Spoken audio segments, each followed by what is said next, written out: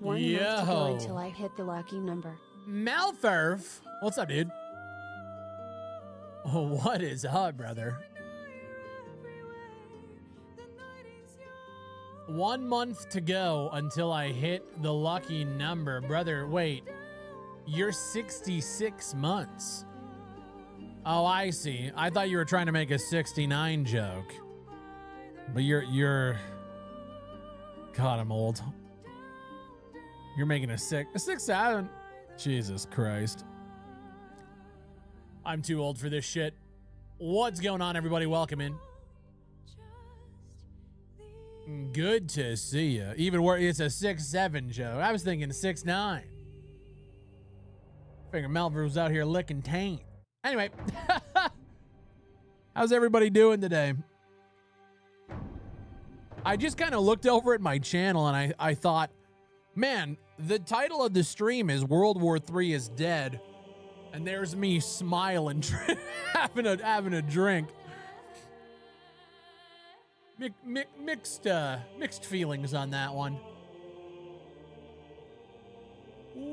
Okay, let's kick this up over here. How's everybody doing? Happy Monday. G Martin in the building. What's up? Can I make this here? I'm gonna pop out this chat.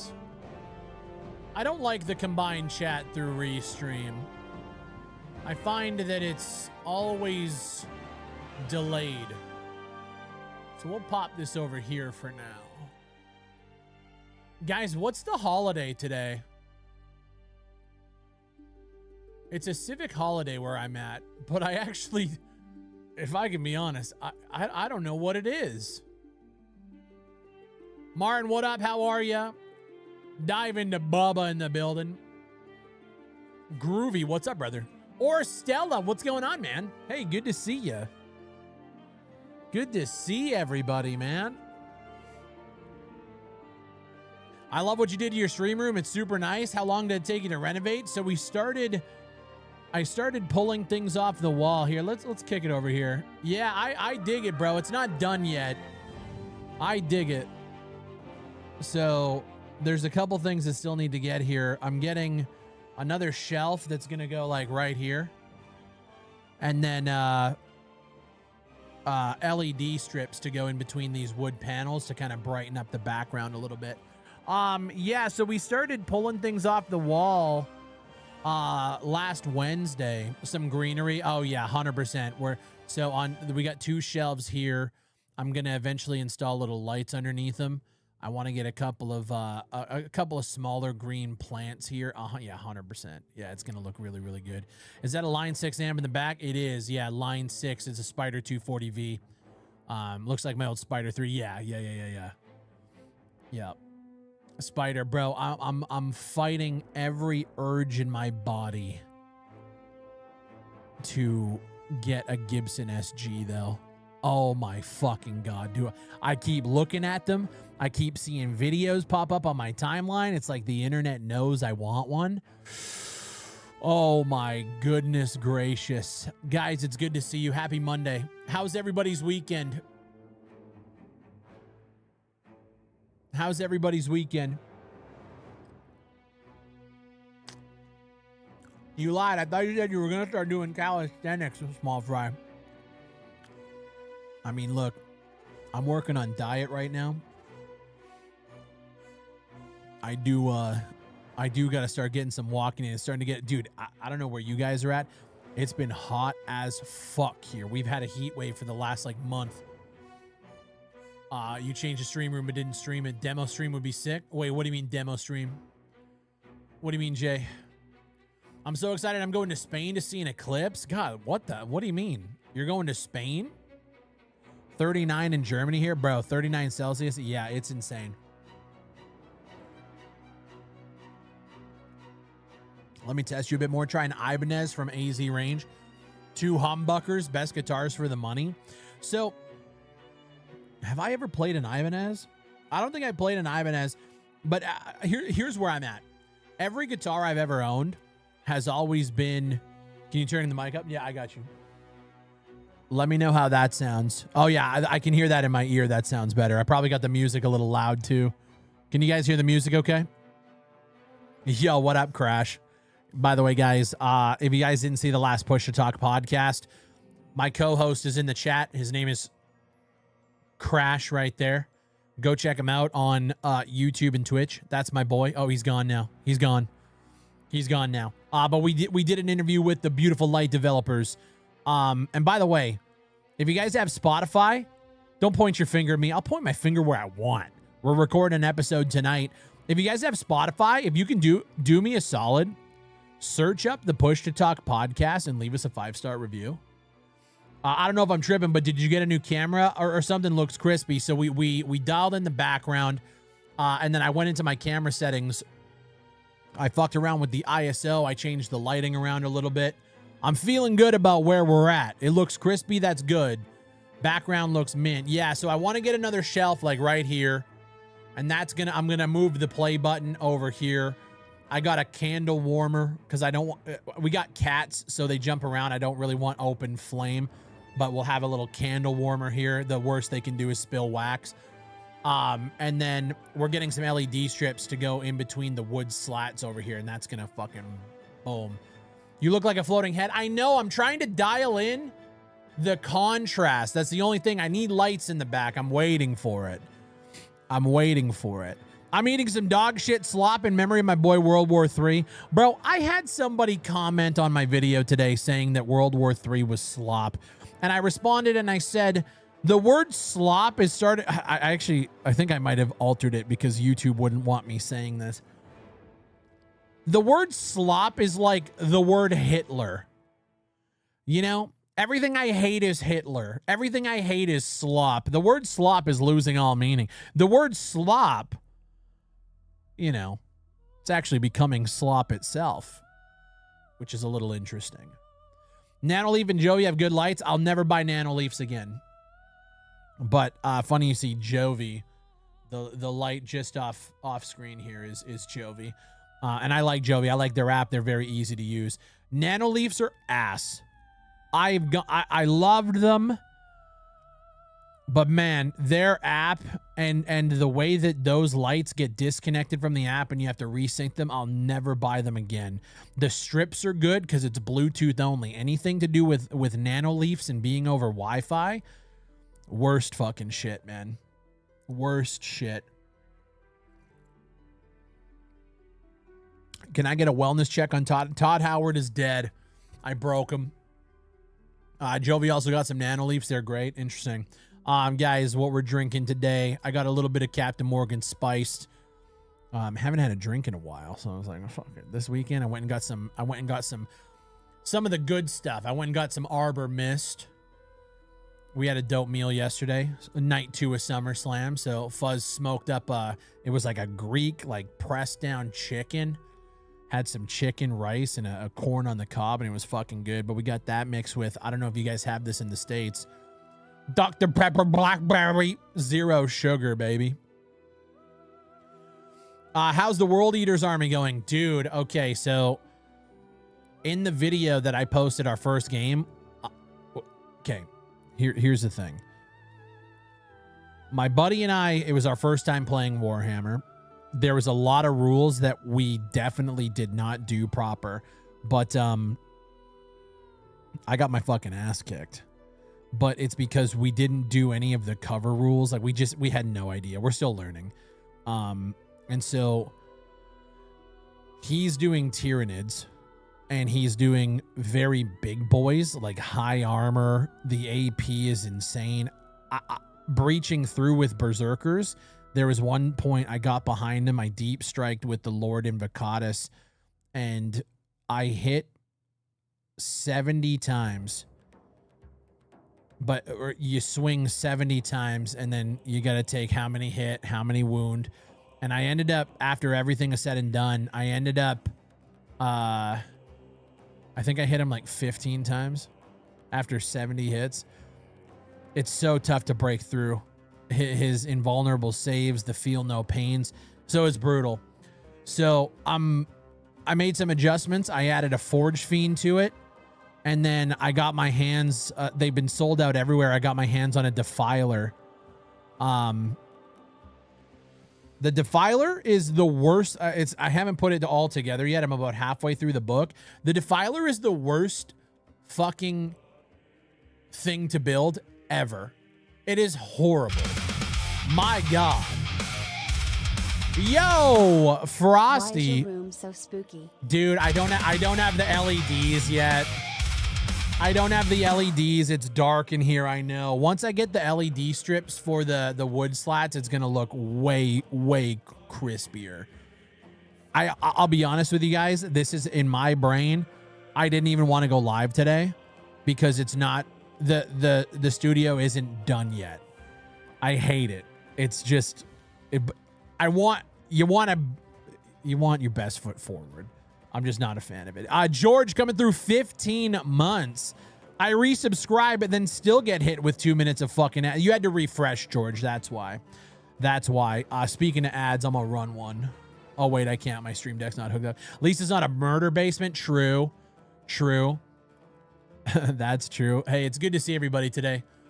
Try building a Stompa. Okay, so check it out. So I got my 2,000 point army for World Eaters.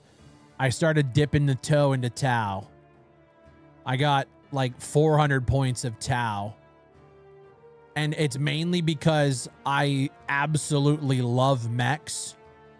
And I really want to paint them up to be like Titanfall, but blended with the color scheme of Star Fox. So like that nice, like aluminum, like that nice, like off-white with blue and like orange accents. I'm excited. I literally got them because I want to paint them.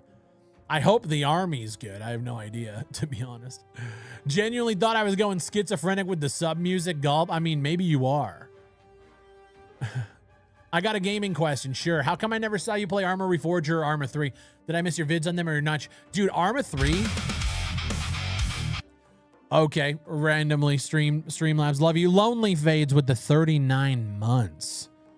Dude, what's up, brother? How are you? Dude, so Arma 3 was like my biggest game back in the day. I ran a gaming community before I was even a YouTuber, doing Arma 3 Invade and Annex. And we were one of the biggest communities during the alpha and the beta and the early launch, and then I started focusing on YouTube. But dude, Arma 3, I've made videos on Arma 3 every now and again. The problem that I have with Arma 3 is when I want to do like community stuff with Arma 3, but I'm always the one that wants to run it, or that has to run it. So what I'd like to do is have people. At one point we were making videos and we had somebody like running missions and setting up missions for us, and it was fucking awesome. Jay with a gifted sub to Liberation. Appreciate you, dude. But dude, I love Arma 3. Arma Reforger at launch was rough. That was rough. I was not a fan.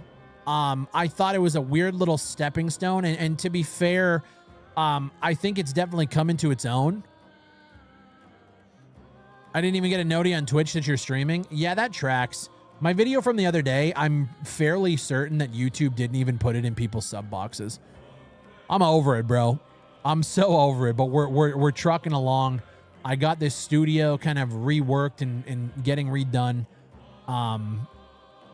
But yeah, bro, we've got to get back on track. For the last like 6 months or so, it's been transitioning back from game development into just like straight content, and I'll be honest, I don't like it. Who asked? Who was that on YouTube? Who was that? Hold on, I gotta go up. God, where the fuck was that question? Somebody asked. Oh, there it is. It was on Twitch. Peacock, are you guys already in development for your new game, or are you still in the planning phase, etc.? Both. So we're prototyping right now. We're getting our workflows down for things like art, UVing, texturing, all that stuff. We're going to be talking to an artist this week about onboarding him. So we're still in prototyping phase, but let me tell you, the prototype, the prototype is, it's hitting. It's hitting. We're not going to be able to talk about it until we're ready to. Prototype. I love the last game, man. Can't wait to see what you cook up. Thank you, man. I really appreciate that. A lot of the developers are in chat. So it means a lot to me that people enjoyed it and played it. Dude. Yeah, this one's gonna fuck. I don't want to hype it up. I don't want to do that, but man, I am so much more excited for this than I think. The thing about transients, when we were in the early stages, it was fun. We were playing around. We were moving fast. We were iterating quickly. But if I can be honest, we never really knew what the game was going to look like at the end. We kind of had ideas. We kind of, we could see it, but it was just like there was still a lot of fuzziness around some things. This one, bro, I think everybody who's involved in the project knows exactly what it's going to be at the end. I think we got that. Everybody's on the same fucking page. Lady Wag's in the building. What is up? Oh, okay. I guess there we go. There we go. How are you? How are you? I've been enjoying dude, I don't know. I've been enjoying I like the development and like the project management of things and seeing things come together. That's been incredible. It's nice. I was just telling the guy, I can't say that without spoiling anything. Anyways, the game, yeah, we're in prototype. Next game going to be co-op. We're not going to be talking about it at all. Just know we're cooking, and I think we're going to make you guys extremely happy. Have you seen the new Gears footage? I haven't. The new, oh yeah, right. The alpha's coming. Yeah, bro. I've literally been reworking the studio for the last week. So I've been kind of disconnected. Are you going to be using UE 5.8? Yes, UE 5.8. Indeed. E-Jets, what's up, dude?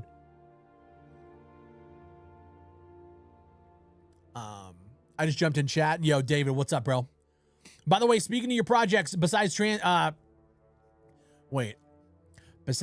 going so hard, my boyfriend bought it for me and I ain't even knew y'all made it. Oh, that's cool. Hell yeah. That's dope. Yo, shout out to your boyfriend. Love Transients and hope to see Transients 2 at some point. Man, I would love to do like a Transients 2. I just don't know what that looks like at all at this point. You know what I mean? You take the PCs apart and clean them? No. So when we were doing the painting and the putting and stuff, we just had everything wrapped in plastic. Oh, my city's trying to burn down, so that's been hella scary. Oh, wait. Yeah, I haven't even been connected at all. Yo, listen, if you guys are in Discord, if there's something you guys want me to check out today, like a Gears footage or whatever, just link it in the React chat. I'm going to be going through that in a little bit. The React chat would be the best way to just link stuff to me because sometimes our night bots and shit just snipe. I'd like to get a 40K game in with you, with my Custodes. How can we make that happen? Personally, I would love to be able to play a game of 40K next to somebody who actually knows how to play the game and knows the rules. We have nothing like that. Dude, I live in such a small town up in Canada. We have nothing like that around me. Big Fry, do you play real-time strategy games? I have. I'm not very good at them, but I'm very much looking forward to Dawn of War. That's going to be my little re-foray. I played like Cossacks and fucking Company of Heroes and StarCraft, but I'm just never I've never been big on them. I love Dawn of War as well. I've never played them, but Dawn of War 4 is looking fucking crispy, so I want to play that for sure. I know you don't usually cover horror games, but have you looked into PON? It seems like an interesting concept. I've never heard of that. Oh, tabletop simulator with mods? Dude, let's hook it up. Let's make it happen. Drop some TDM footage from E-Day and React. Okay, this is, multiplayer, PvP. Okay, let me move this over here. Let me make sure I still got both chats up. Am I lighting a little bit fucked? I don't know. Okay, let's pull this up here. Let's pull this up. React. Here we go.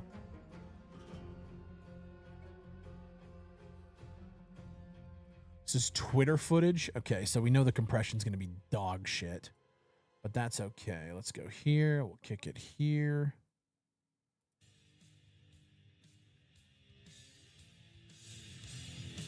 Oh, yeah, I heard Metallica is in the menu. Oh, wait, I got to be careful about that, though. It's YouTube. Let's skip forward. I'm not about to get a copyright strike on the fucking stream. All right, we got to be careful about that. Okay.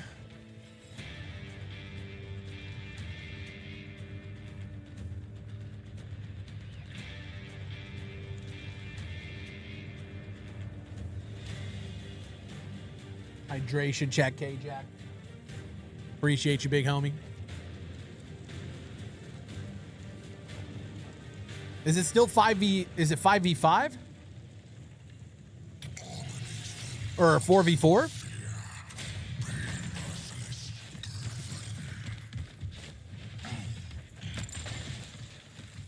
Dude, okay, if I can be real, man, the actual like movement and animations look smooth.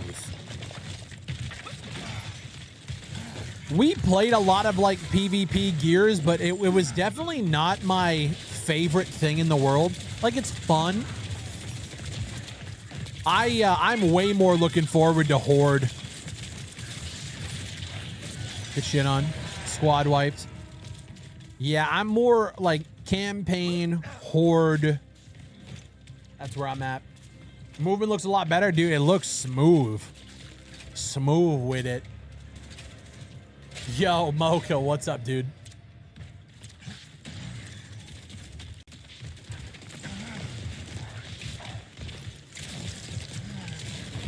I can't fucking aim for shit.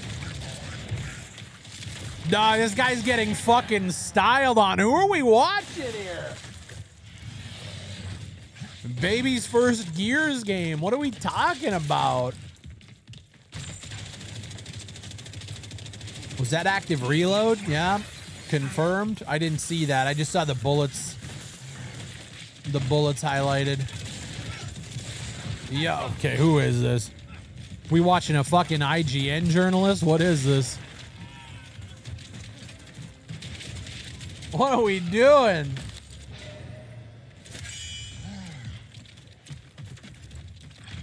Oh, is that an active reload symbol on the gun up there? Next to the bullets?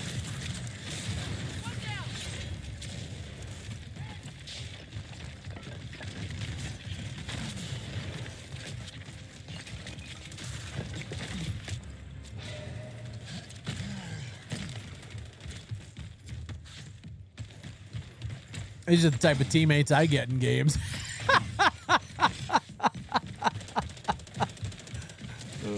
Dude, it looks good though. I will say it looks smooth.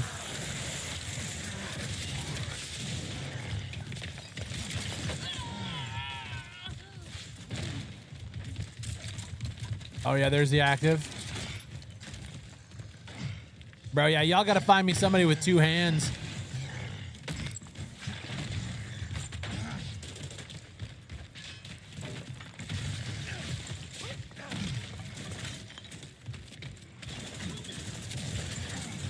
Ooh.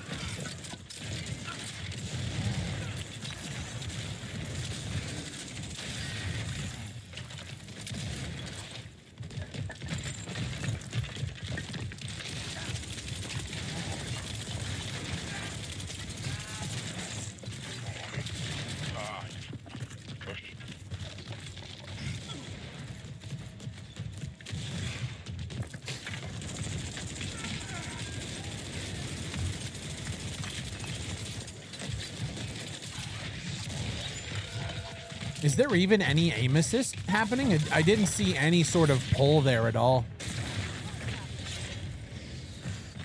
It looks like Gears. Is this you playing? I don't know. Whoa, whoa, whoa, whoa, whoa, whoa, whoa. All right, listen. I'm washed unk status, brother, but I feel like I could do a little bit more damage than this. All I can remember is wall bounce spamming is the worst part of Gears to me. And I know there's a lot of people that like that. I've never been a fucking fan of it myself. I've never been a fan of the wall bounce tech. It just looks ass because it's third person. Okay, everybody in chat, here's what I need you to do real quick. Okay, I need everybody to lock in 1 second. I need everybody to point and look at Crash and laugh because it's a crazy take. It's a crazy take. Everybody point at Crash and just start laughing. All right, Crash, it's okay. We can have a bad take every now and again, but I gotta hold your feet to the fire here, okay? Some of the best and biggest and brightest multiplayer games out right now are third-person shooters. Just because you want to sit in a corner and wait to hear somebody breathe or reload, and then you can, okay, all right. This is a man's game here, Crash. There's blood, there's guts. There's hopeful. I haven't seen a lot of wall bouncing in this gameplay, but truth be told, this feels like I'm watching like Rainbow Six copper lobbies. You know what I mean? We gotta see. I want to see, you know, somebody who's not playing on an Atari joystick. You know.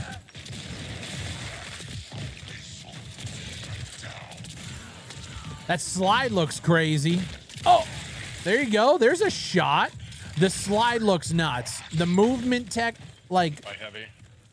Just from like an animation locomotion perspective, it looks great. It does look good.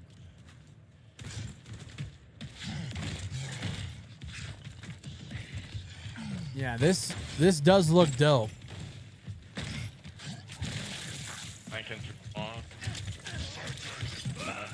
Oh yeah.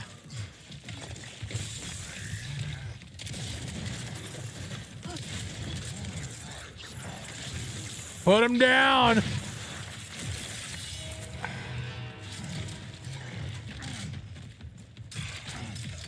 Yeah, it looks pretty clean. It does look clean.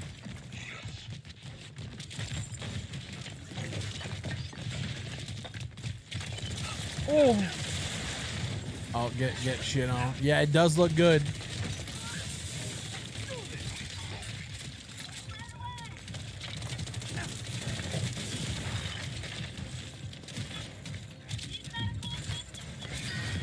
Now, did I see on Twitter? Maybe I'm misremembering or making this up. Damn, that should have been a trade, though. Did I see that they're bringing different game modes? I think somebody said that there's an S&D mode coming to Gears, right? There's nobody there.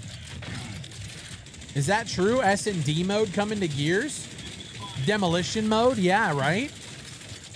Okay, S&D, I'm back in. Crash. Listen, Crash played Arc Raiders once, got shit on, and doesn't like third-person shooters anymore.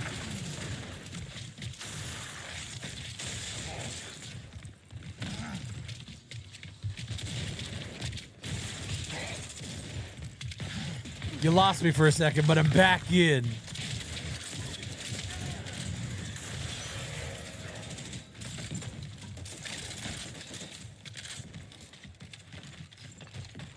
This looks cool.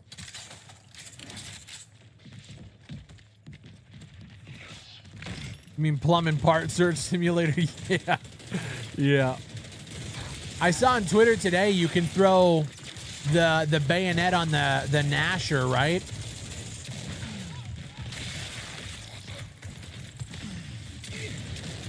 That slide looks so cinematic.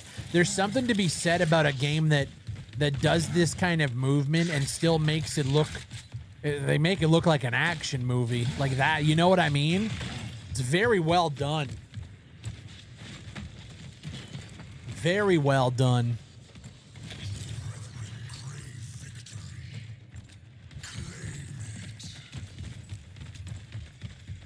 Yeah, very, very cool. I just need them to release 40K already. Yo, Blackout linked me a tweet that for some reason I couldn't open on Twitter, but I saw the little embed on Discord. Apparently, Henry Cavill is executive producing an animated Warhammer 40K series that is essentially, is it a sequel or basically a spin-off of the secret level episode of 40K? That's gonna fuck. That secret level episode was fucking awesome.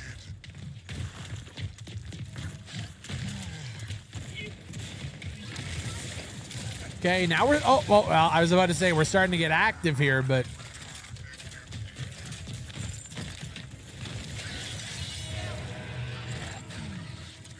Yeah, this is... I mean, this is Gears, baby.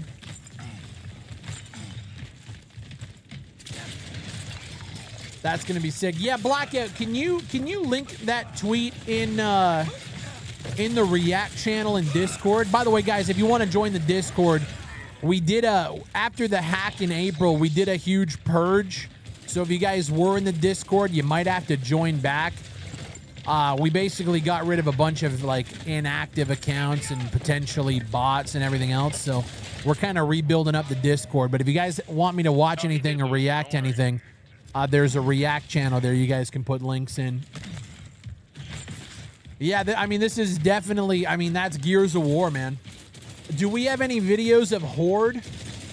That's definitely like way more what I'm looking for. This has been known for a very long time.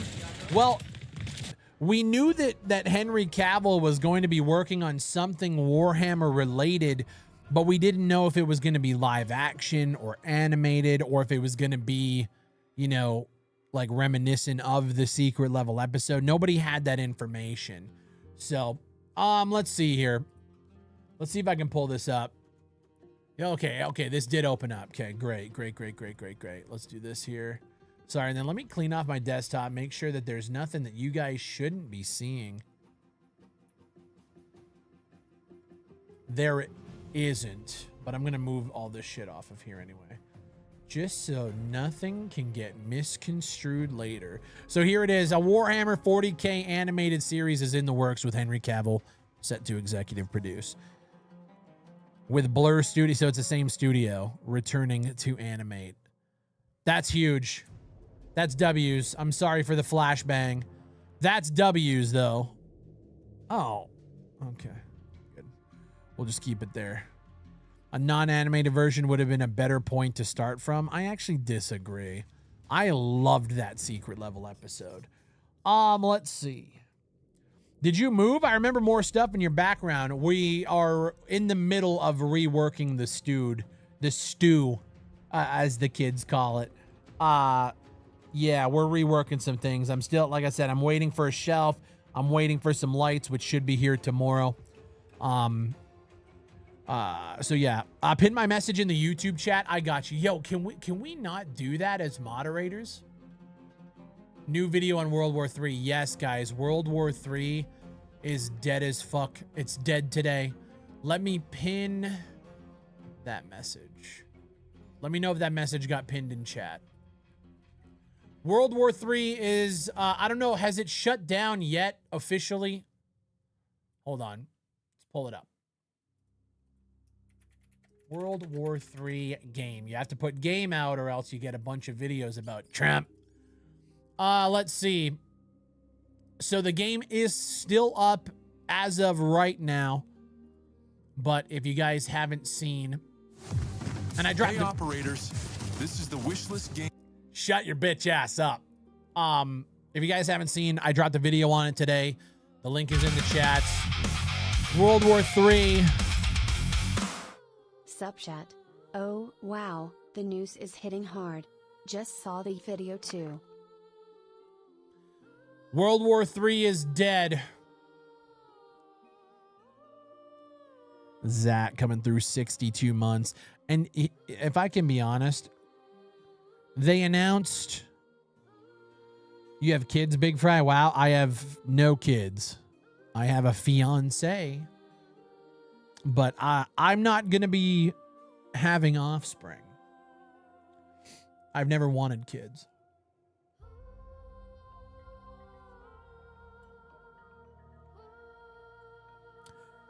I didn't care.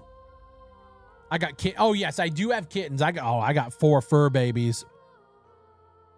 Raven's sitting up in her cat tree right now just watching. So they announced that the shutdown was happening in June, and I had a bunch of people ask me like, "Are you going to make a video? Are you going to make a video?" And honestly, I just didn't care.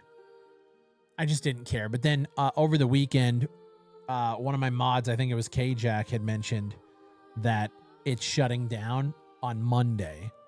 And I was like, fuck, maybe I should look into it. And I started going back and watching some of my old videos. And like I did the count, 51 videos on World War III on the channel over the last 8 years. And I realized that was 8 years ago. That was was it Sticky? Dude, Mocha, 8 years ago. And I started feeling a little nostalgic. I was just, but like perfect timing. He was farming them, chat, all 51. Dude, it was insane. You put more effort into the game than the devs did. You stream World War, dude, we played it a lot. And so going back through some of the videos and just hearing what I was saying at the time, I was just like, man, completely, like, it's been a different fucking world. It was, dude, that was pre-fucking COVID. There was just a different time. It was actually, I was kind of sitting there like, God damn, dude. Like I said, I shed a thug tear in the video. Just like, God damn, you know, as much as that game just never hit, what a thing to look back on, you know? Fucking sucks. Yeah, you got to send it off, right? Well, and you know what? Like I said, I wasn't going to make a video because it's one of those things just like, I don't give a fuck, like whatever. But then you start looking back and like, damn, I really, like, that's one of those ones where I really, really wanted that game to hit. It just never did. I remember even back through the bad times, like everybody was saying it's just not worth the price. Even at like, it was like on a crazy sale. It was like $14, $16. I was a ride or die for that one for a long time. Isn't World War III your first content creator skin? Yeah, I had a skin and I had a weapon charm in the game. That was back when Farm 51 owned it. You know, for as critical as I was, those guys definitely still showed love. I think they genuinely wanted to make a good game, but they couldn't do it. But there was a lot of good things there. Just as a whole cohesive package, they never got it together, you know? Just don't contradict yourself on making a vid, though. People is ass quick to twist shit. What are you talking about? Bro, fucking everything was different 8 years ago. It's insane. It's insane. Yeah. Customization was so good. Yeah. Right? Good intentions, poor execution. Man, I can't even say it was poor, though. IO. Jomo in the building with the 6 months. Appreciate you, dude. Cheers to you, man. I can't even say it was a poor execution. It always felt like it was like 1 to 2 degrees separated, you know? Like it was like almost, it's like you're reaching the top of that roller coaster and you're waiting for it to just like tip over the edge and then fucking nail to the good part. And we were always it just always felt like we were reaching the top and just never fucking got there. You know what I mean? If this game did better, do you think it would have competed with Battlefield 6? I think Battlefield 6 would have destroyed it. And that's only because Battlefield 6 just carries that household name. You know what I mean? And then I find out this morning that Farm 51 actually filed for bankruptcy in April. Now, they say it's a formality and they're just, you know, restructuring. But it's just like, I don't know. It's not a good look. It's never a good look. 51 videos because you know how people like to backtrack on shit they post. I have no idea what you're talking about, man. No, I mean, look, dude, through the ups and downs of that game, I rode it till the wheels fell off for me. I hadn't played it in a long time.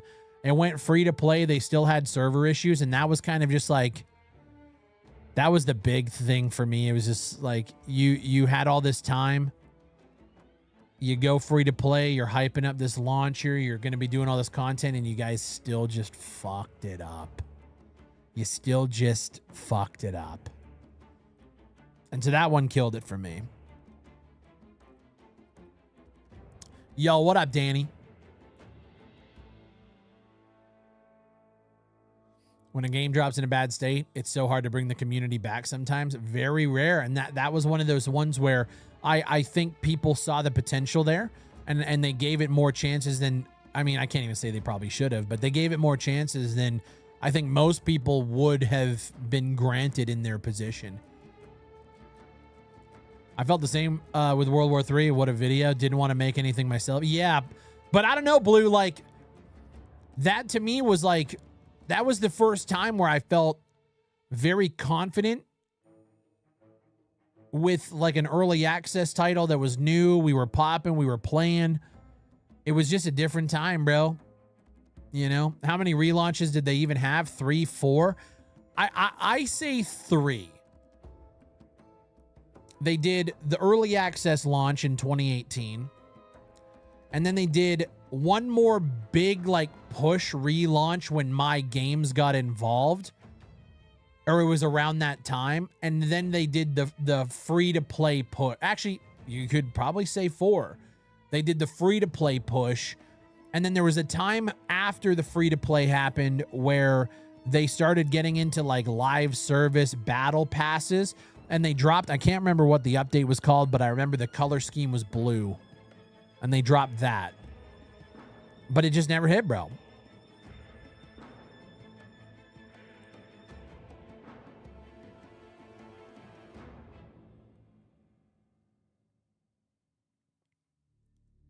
I wonder if it would get as many chances if it released today. No. And that's another thing too, bro. I look back at World War III and yeah, people were critical. Yeah, that game couldn't fucking hit it. But man, there was still like, there was like a glimmer of hope with people. You know? There was still that glimmer of hope that maybe they'll get it right. Nowadays, you don't have that grace at all. You don't have that grace at all when you go to Steam.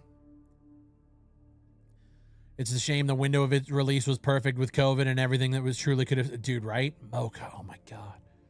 Mocha, that's what started your content journey. I missed that time, bro. Dude, we were... I don't know. There was just a level of excitement around the content and stuff. It was just different. It was just different. I look back at it with pretty fond memories, actually. I didn't think I would, but... Big Fry, you looking forward to the E-Day beta on Thursday? I am. I'm looking forward to... Dude, there's a lot of things going on this week. E-Day beta. We got the War Dogs closed alpha this weekend. Oh my God. I can't wait. Camo with 108 months. Saw you reply to 6 days on Twitter. Game is so strange, but I still like it, Philo. Yeah. Yeah, I've been feeling a certain type of way. No, I agree, Mocha. It was a different time. At that time, Mocha, I wasn't even a full-time creator then. You know? I wasn't even a full-time creator.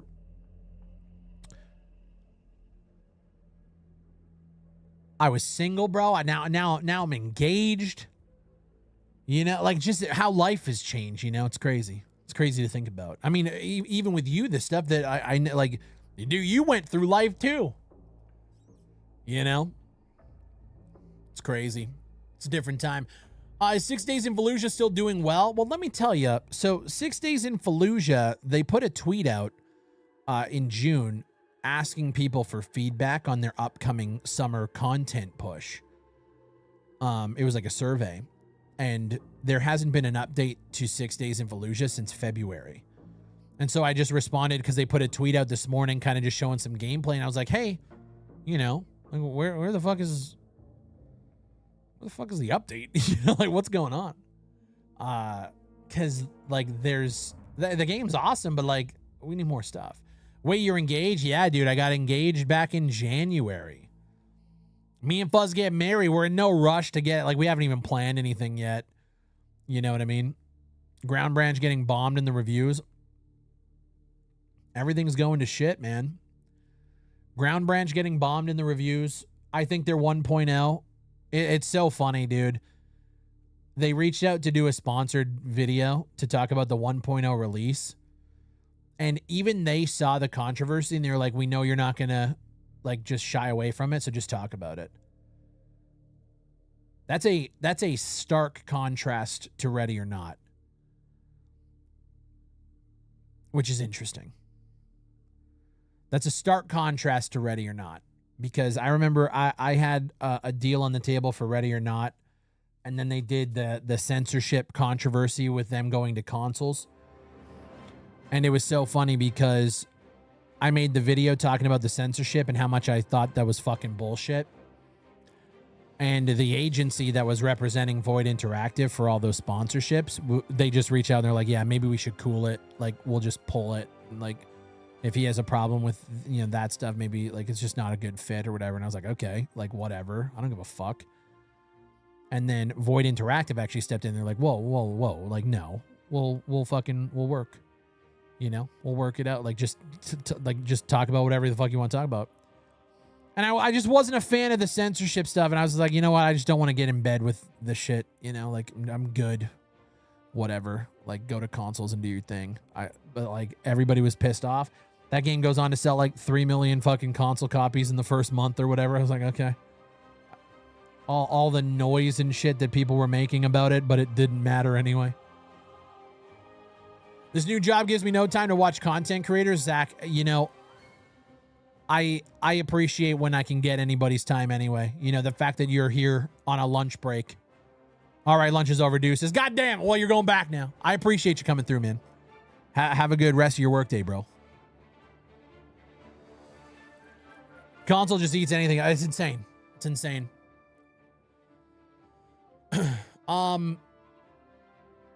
But yeah, the 1.0, like I told them straight up, I was confused. Like, why are we going to 1.0 for Ground Branch? You're going to 1.0. You know there's still issues, which is fine. Why not just keep it in early access for another 6 months until we get the rest of the single player campaign? Because according to their timeline, the next 6 months is when we're going to start to see the rest of the single player campaign take shape, or the campaign.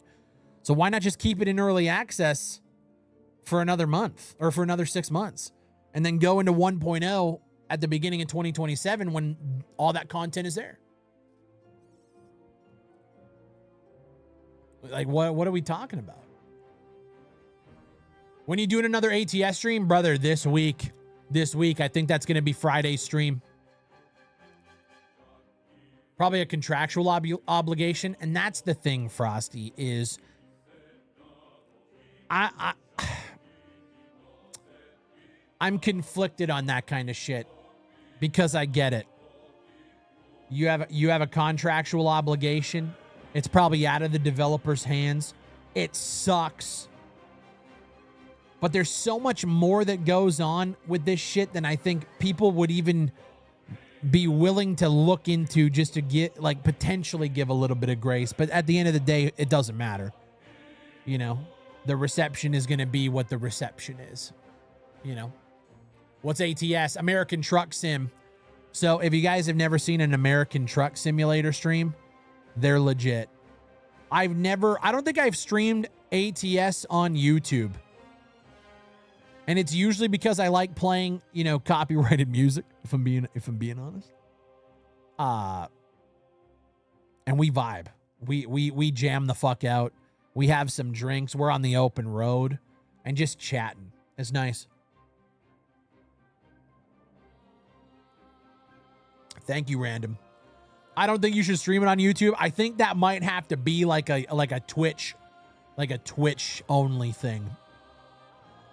That's kind of how I want to run things, K-Jack. I really want to do the just chatting, connect with everybody, do the YouTube, do the Twitch, play games, do all that. But then If there's certain things that I just don't think works on YouTube, we'll kick it over to Twitch and maybe do like a multi-stream over to Kick or something. I want to do what I want to do, and I want to try to give the people what they want, where they want to watch it, but there's just some things we got to fucking bend the rules on. I can't wait till the Florida DLC. I actually heard a few weeks ago that they're starting to branch into Canada. And they're starting to get into BC, which is pretty sick. Yo, Ian, what's up, dude? How are you? Welcome in. I'm glad to see you. Rarely ever get the chance to watch your streams. Well, I appreciate you giving me even a little bit of your time, dude. Or Rumble. Should I stream to Rumble? I think so. I don't know if you guys know. There's going to be a brand refresh happening here soon. We're getting new logos done up. We're moving away from the mascot. We're moving away from like old mascot design. It's fucking dated. I'm feeling very good about this like new era, this new side of like content that we're moving towards. That's going to be happening in the next, like, I mean, if everything gets done, next like week or so. And when that happens, we're going to be doing more multi-streams. We're going to be doing like Kick, Twitch, YouTube. I'm also going to start streaming through Restream over to Patreon as well. A lot of things in the work. Can AI recreate SOCOM 2 yet? No, I wouldn't want it to. Yeah, the mascot. Yeah, it's old school, bro.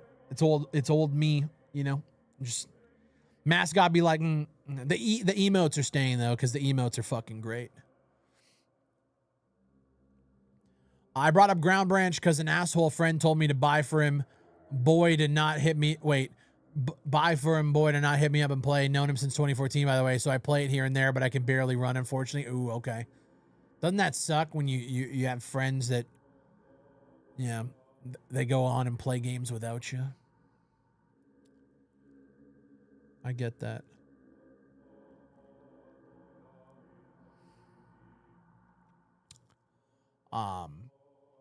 Big Fry, how do you feel about the fall off of Arc Raiders? So I did a little podcast with Abel Green last week or the week before, and we talked about that. I think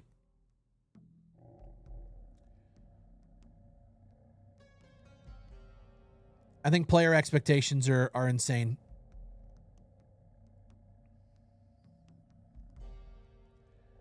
I think people shitting on Arc Raiders are insane.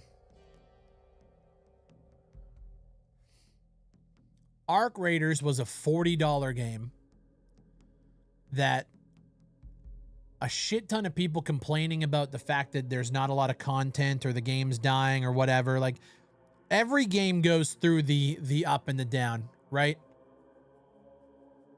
Every game, quote unquote, falls off. You can never be on the top forever, unless you're Counter-Strike, apparently. But there's so much negativity around Arc Raiders right now, and I don't understand it. It was a $40 game. Do you feel like you got your time out of it? Do you feel like, did you have fun with it? Okay.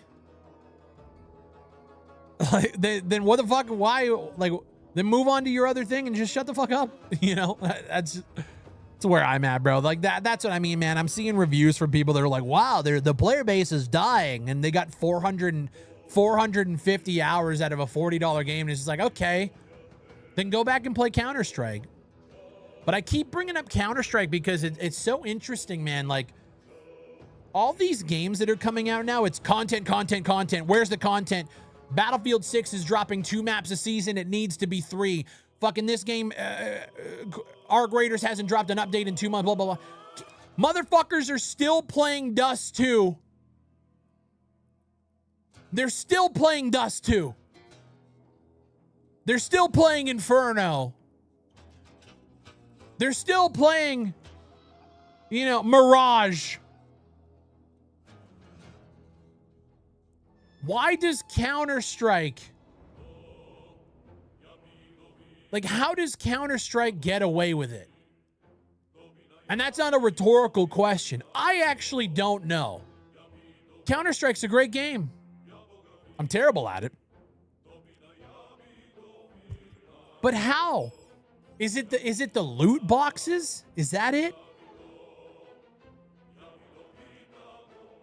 Is it the loot boxes? Like, because I get that. There's an element to, like, keeping people in the ecosystem with, like, the skins and the gambling.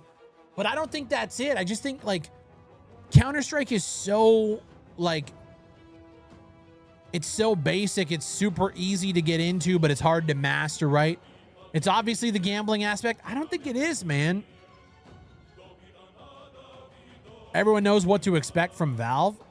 But, and let me tell you, maybe there is something about the Valve effect. Because, guys, if there's one game that I just keep coming back to, even though there is absolutely no progression, there is nothing to grind for, they just dropped their ranked beta season, and that's motherfucking Deadlock. Chaos, this is Baldur's Gate. Bro, this Deadlock. Deadlock? Again, Valve. Deadlock is so early. But man, there is an addiction and a dopamine there that I don't get it. But it's so much fun. You can just jump in and fuck around on Deadlock for a couple of hours, and then all of a sudden 3 games go by. I did see that random. It looked cool.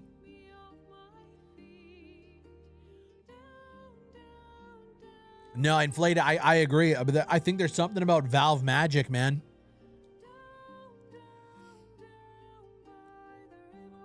Oh, bro. Oh, my God.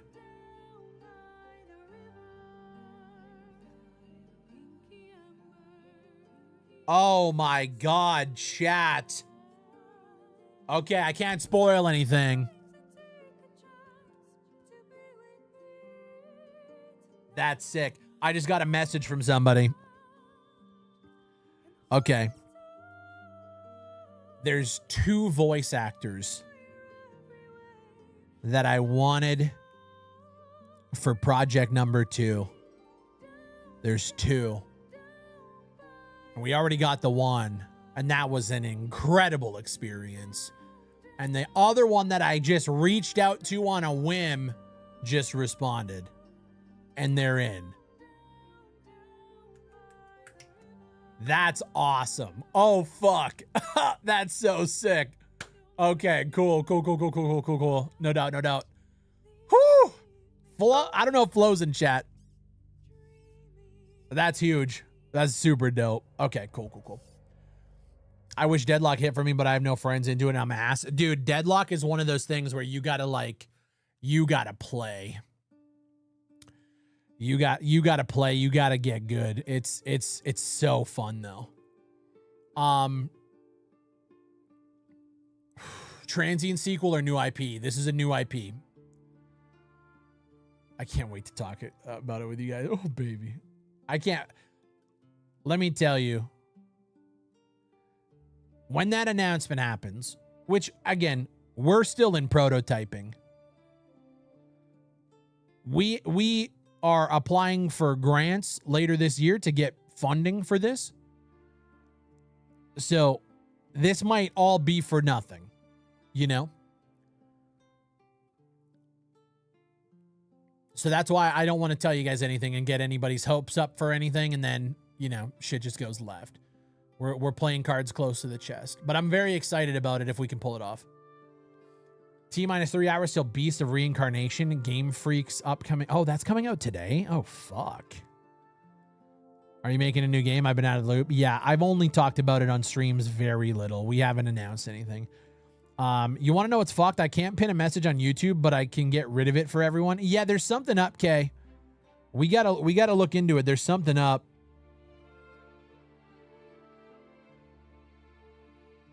Okay.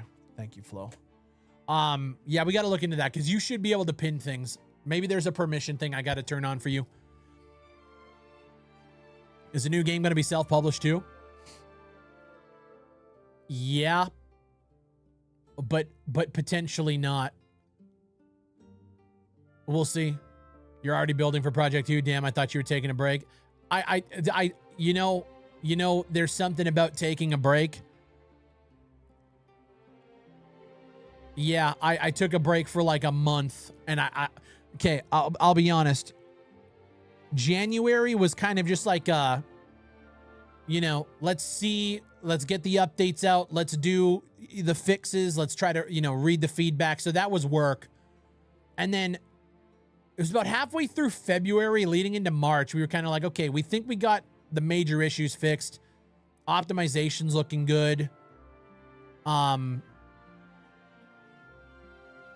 then I took a break for about 3 weeks, and then I started talking to Flo about things. I was just like, man, we should do this. And then we came up with a concept. We liked it. We pitched it to the team. And it was like, okay, that's cool. And then Flo and I started chatting about something else. Another direction to go and what we wanted to do. And then that's when we were just like, okay. Yo, Random with the 92 months. Yo, ladies and gentlemen. Random absolute legend. Yeah, so then we started just chatting about things and what we wanted to do, what we wanted to make, and then we were just like, okay, let's pitch this one to the team and see what people think. Now we're here. Guys, if you want to support the channel, you can become a member on YouTube. You can subscribe over on Twitch. If you have Amazon Prime, you can connect it to Twitch for free. It doesn't cost you anything, but it supports the channel. Or you can go to bigfryshop.com, get yourself a nice t-shirt. Saw the interview with Abel. Very cool to hear the backstory. A lot of parallels to our experience. Nice to know it's not just us. I think there's a lot of like very similar experiences in the game dev space. Literally a day after I stopped working, I need to start again. I remember going on a cruise trying to detox into Alaska, and 2 days in, I was randomly waking up at 3 a.m. And that's when we shipped Ground Unbound. Yeah, I just prime subbed and didn't get shit. Refresh scopes, and then you can share it in the chat. I see your logo. You'll just have to refresh quick and then come back and send it through. Yeah, man, there's something about it, dude. Like, I as much as I hated the last 6 months of Transience's development, I love creating things. And like, there's nothing else like it. It's addicting to me. Fry, excited for Dagger Directive and Agent 64 next weekend? I am, yeah. Well, so hold on. Dagger Directive, because, okay, wait. Closed alpha. Let me get it right. Closed alpha for War Dogs is this weekend, right? The 7th to the 9th. And then Dagger Directive. When does Dagger Directive launch? Because, yeah, they're dropping 1.0. Is that next week? Is testing and bug fixing the worst part? No, it's literally finishing the game. But yes, that's part of it, yeah. Agreed, I'm so sick of tweaking lighting and placing assets, but I honestly don't know what else I would do with my time. Yeah, like there was... I look back, and when I was in the moment, I loved and hated the last month of Transience development. I was pulling like... Frosty, we were pulling like 20-hour days. Go to sleep for 6, wake up and do another 20. It was nuts. It shouldn't have been like that, right? I'll take full responsibility for that. Shit had to get done. I never want to do that again, but I do look back at it. I didn't sleep at all for the 3 days into launch. Yeah, I do look back at it a little fondly. I don't know. It felt very startup, you know? I haven't grinded for anything like that since like the early days of YouTube, you know? I liked it, but I hated it. I also think Gears beta is also this weekend. It is. Gears, well, it's the early access this weekend, right? And then the Gears open beta starts like next, is it like next Tuesday or something? But yeah, no, I'm enjoying it, man. I like where we're at. I'm finding a nice balance between creation and like development. It's been nice. Have you played Rogue Trader yet? Yes. So I've been playing Rogue Trader with Scythex. That's been fun. I really want to play Dark Heresy, but I want to finish Rogue Trader first. Yeah, that game's dope. Oh, we got a Steam page review for a game called Codename Cure 2. Okay.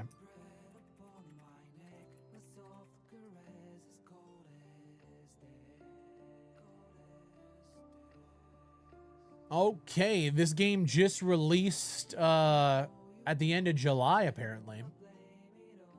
Wait, who sent that? That was a Mick Guy. Appreciate it, dude. Let's have a look.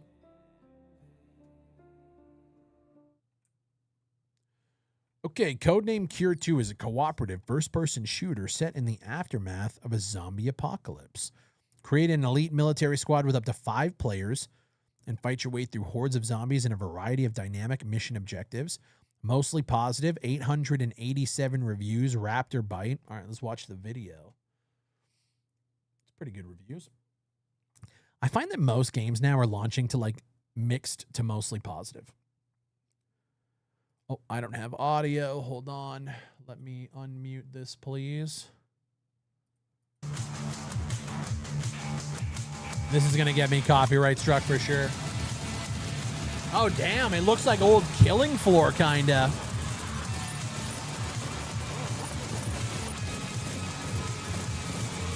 It's got some indie jank to it.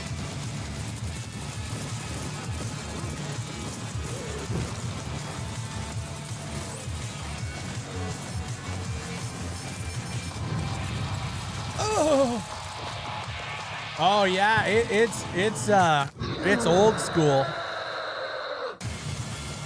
I like it.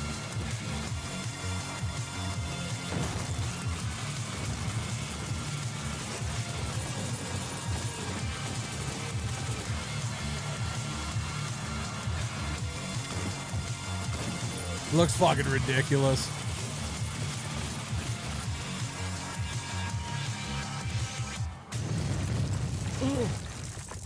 Codename Cure 2. I've never heard of the first one. Let's look here. Oh, it's a free-to-play game? Oh, shit. That's crazy. Then they have a combat specialist pack, basically a supporter edition. Oh, it's free-to-play? Damn, dude. We should get the boys on this. If it doesn't cost you anything, that's sick. 5 distinct player. Oh, damn. This is like Killing Floor. Various missions featuring diverse objectives, dynamic maps. It feels like a blend of like Killing Floor and Left 4 Dead. Reactive gore system. Personalize your soldier. A variety of uniforms, helmets, and gloves. It's definitely got an indie feel to like the UI and shit, but I don't mind that. Recoup and plan your missions back at Cure HQ. Cure HQ. Fight your way through fully procedural maps made out of tile sets featuring... Oh, that's sick. Damn, I wonder... That's got to be a lot of content then. Huh. Contains killing and violence. That's actually sick. Instantly installed. Loved the first one. Interesting. Yeah, I never even heard of it. Dude, that's sick. Yeah, I think... Okay. I think we got to get the boys on this. Let's look at the reviews. Let's see. A quick and short review of everyone's Left 4 Dead at home. Yeah, okay. I really miss old simple zombie games. Shoot, loot, shoot more, and it's free. A lot of positive reviews. I like that. Let's see what... Feels like a dated Left 4 Dead clone you'd play back in 2013. I'm sorry, but these have to be one of the worst models I've seen. Okay, bitching about the models. 0.5 hours on record. Total hater move. Terrible. The people playing have no idea how to play Left 4 Dead likes, and if they do, then they're trying to speedrun, alerting the guy who kills everyone. Okay, so you're leaving a review based on people playing the game. Also, you're only allowed to have one of each class in a lobby. Otherwise, you'll be auto-filled to another class when the match starts. Good luck ever getting to play. Oh, so you're playing by yourself. Okay. I mean, that is a valid thing. That's interesting. It's free, but not worth playing, in my opinion. Playable character is underwhelming and underpowered. Watching a 1911 put a 4-inch diameter hole into a zombie's head, and you have to repeat that 8 to 10 times just because it's wearing body armor. Interesting. Okay.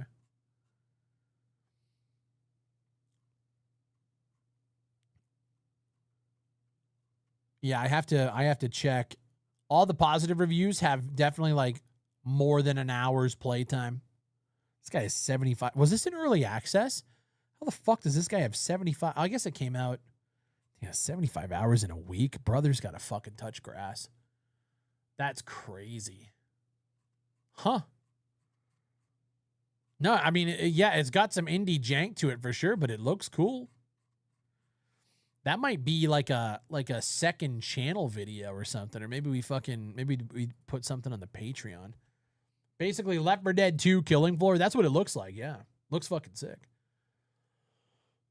I'm already downloading. I want to play it tonight, Fry. Shit, fuck, dude. Do we fuck around with this later? I gotta record. I know I gotta record the podcast tonight, so we might be able to squeeze some rounds in. That's cool. There you go, guys. That was a great suggestion. Very rarely do we get good suggestions, if I'm being honest. That looks kind of fire. All right. Let's move on from Baldur's Gate soundtrack to the World of Warcraft soundtrack. Mine are always great, Fry. Insert K-Jack vocal stim.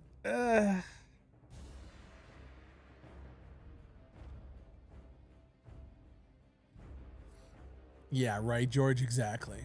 Fry playing squad with the Star Wars mod Cinet came back. Oh, yeah, I forgot about that. Man, I don't know. I hate it because my first instinct is I just don't care. My instinct is, man, I just do not give a shit. How far in Rogue Trader have you guys gotten? So we got to, I think we got through the first, we got to, I'm trying to think of the name now. The head haunch got killed and we became the Rogue Trader. So we basically just got through the intro. Have you started navigating? No, I think we're right there. We're right there. Do you want to review the Steam page of Burkina Faso Radical Insurgency developers' new game? Wait, new game? Yes. The navigation part is so awesome. Yeah, just haven't found the time. We've been playing that. Romestead, Deadlock, Rainbow Six. We've been playing a fuck ton of new shit, man. Bro, new game. That game just came out. George, send it to me. Put it in the React channel in Discord. I'll have a look. And George, you know what? Hey, don't say I haven't done anything for you, okay? Because I'm letting you bypass the payment on this one. Okay? I'm letting you bypass the channel points on this one, okay? New shit and somehow R6 is in there. Yeah, I love it. First one's free. Yeah, there you go. Yeah. There's a new game he's releasing called Rot Front. All right, let's have a look. This looks cool. I'm putting this on the playlist tonight. Okay, there's a game called Rot Front. I'm not gonna lie, bro. Burkina Faso was fucking not good. Oh, this game came out already. Burkina Faso released in December. And this one came out 5 months later? Is this early access? Bro, what are we doing here? All right. Rot Front is a single-player FPS set out in the state of Washington in the year 2034. Infiltrate as a lone operator, purge infected areas, kill as many rots as possible, and unlock weapons as you level up and grow stronger. It sucks because I know this guy is like in the community. Probably not after I did the video on his last game, but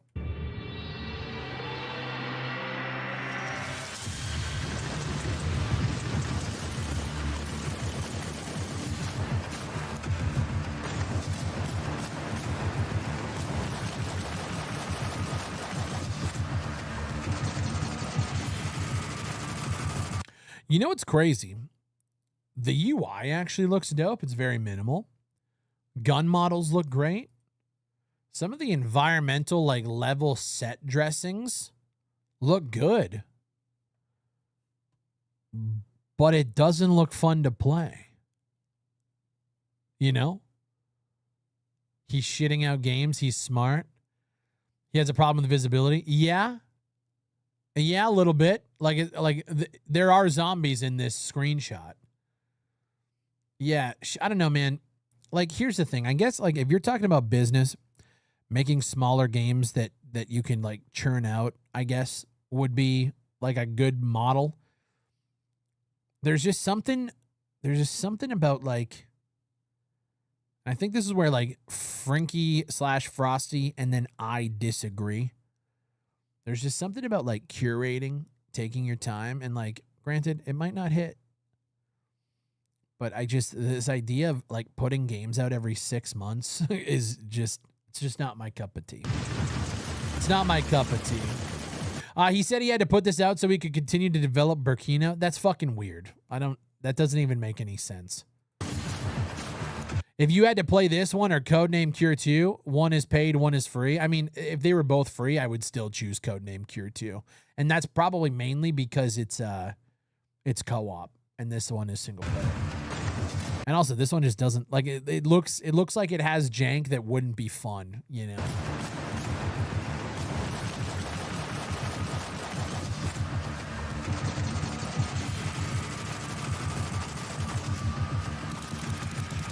I like that little dash he has there, though.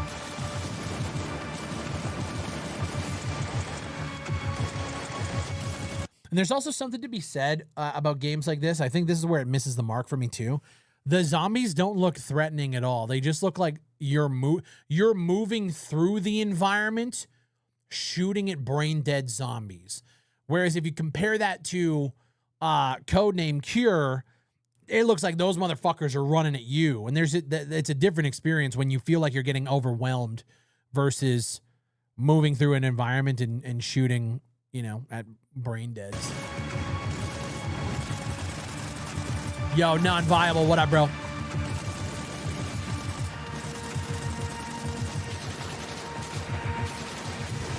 Just going to say a huge shout out to Rainbow Six Siege for staying relevant this long in this kind of gaming environment. Pretty impressive. Oh, yeah.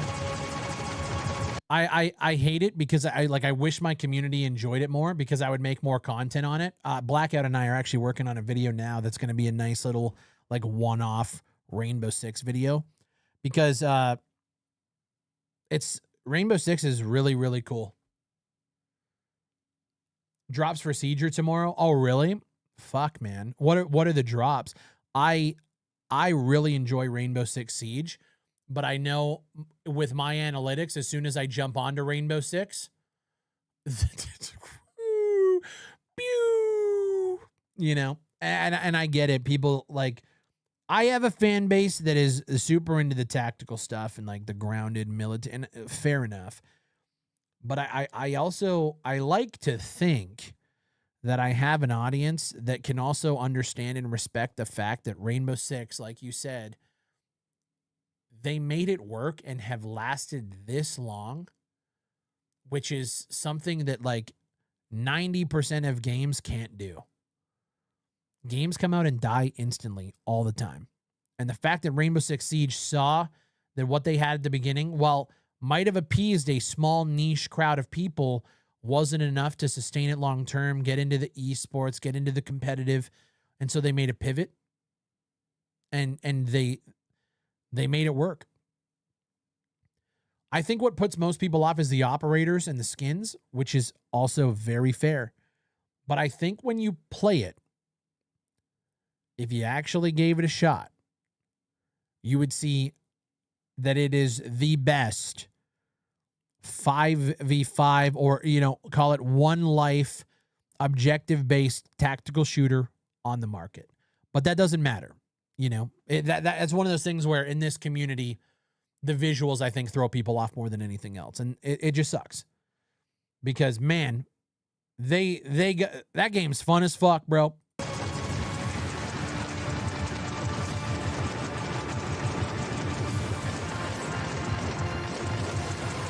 But people like what they like.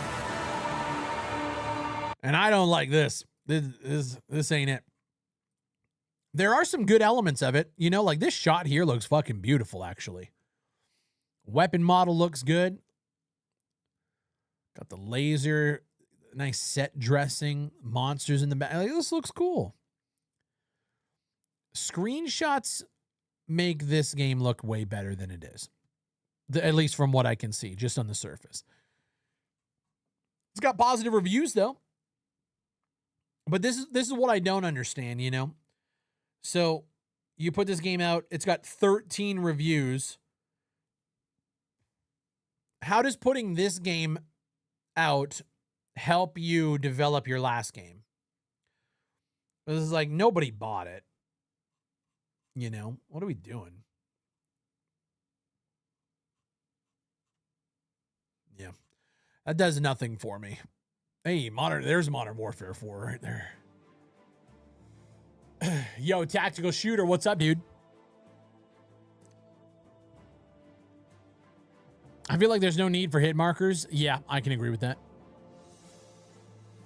I put enough time into Siege back in the day. Nothing beats that game with a stack of your friends in Discord. But man, if I went back today with complete randoms, I know I wouldn't have the same fun. Oh, I think that's fair. Yeah, that's definitely fair.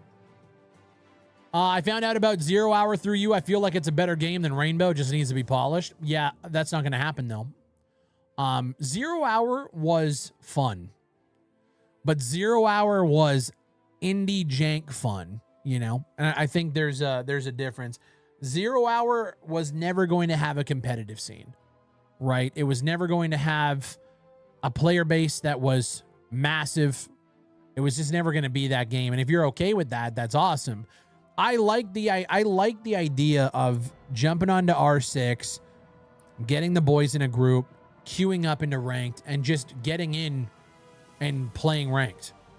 There's a player base there where you're not sitting there for fucking 15, 20 minutes for a queue, or you have to log into the Discord to see if anybody got games going on. You know, when you have to do that, that's when it's fucking shocked, you know? But that like 0 Hour, again, great game. But I guess it's just all about like levels of expectation, you know? How you doing, brother? I'm doing good today, man. How was your weekend? Do you have any reservations for War Dogs when you look at the situation with World War III currently? Yeah. Yeah. You want, hey, let's do this. Paint. This is what I think is going to happen with War Dogs. And this is me being totally honest. Let's establish the timeline of War Dogs, okay? So, War Dogs we know is launching sometime in the summer. When that happens, oh, you guys can't see. Let me kill this cam for a sec. Webcam. When War Dogs launches, so we'll call this launch, the game is going to spike in player numbers to, I'm calling it 6 figures. I think they're hitting over 100,000 players day one. And I think it could go higher than that. Okay? I think what's going to happen is in the first week, the casuals are going to filter out, which means we're going to see that player base either, you could call it flatline or start to decline very, very slightly. Okay? I think in the first month, we're going to see the people that are a little bit more than casual, but still casual. They're going to filter off, and that player base is going to start to do this. Okay? And then we're going to start seeing the narrative come out that the game is dying. And in true fashion, when a game is dying and the narrative is put out there that a game is dying, the people playing said game, well, they don't want to be playing a dying game. As it is with every multiplayer FPS game ever. Yes, but more so now. They don't want to be playing a dying game, so then they're going to go back to their old faithfuls, the CS, the Val, you know, whatever the fuck they're playing. And then that player base is going to fall even more. Okay? Now, Joe and the team have said that if they can sustain, what was it, 3 to 5K? Was it 3 to 5K or 5 to 10? Whatever it is, that's where that player base is going to stay. And here's the thing, and I think the one thing we have to all realize is this is okay. That's okay. What matters to me is between this time and this time, the only thing that matters to me is, did I have fun?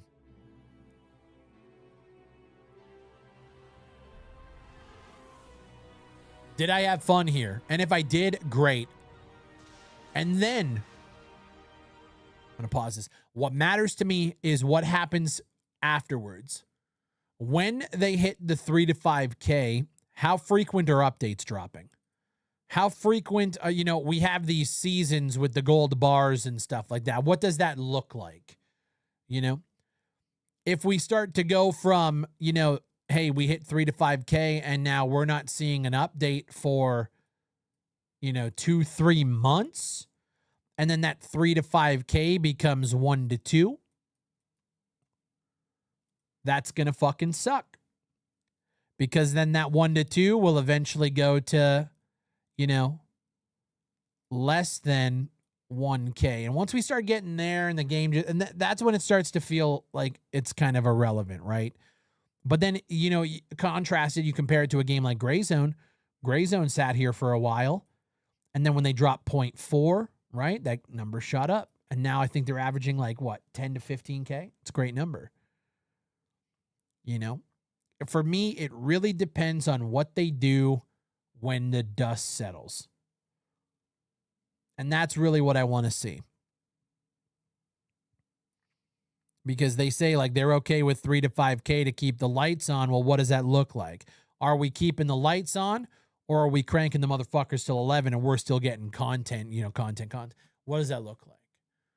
Are the seasons actually worth it? Are the gold bars and the chase for the end of season cosmetics, is that good enough? Is that good? It mainly for me, it's the post launch. But also what we have to realize is this, I'll use yellow for this. This is all encompassing early access, right? And that's another aspect of it that we have to remember.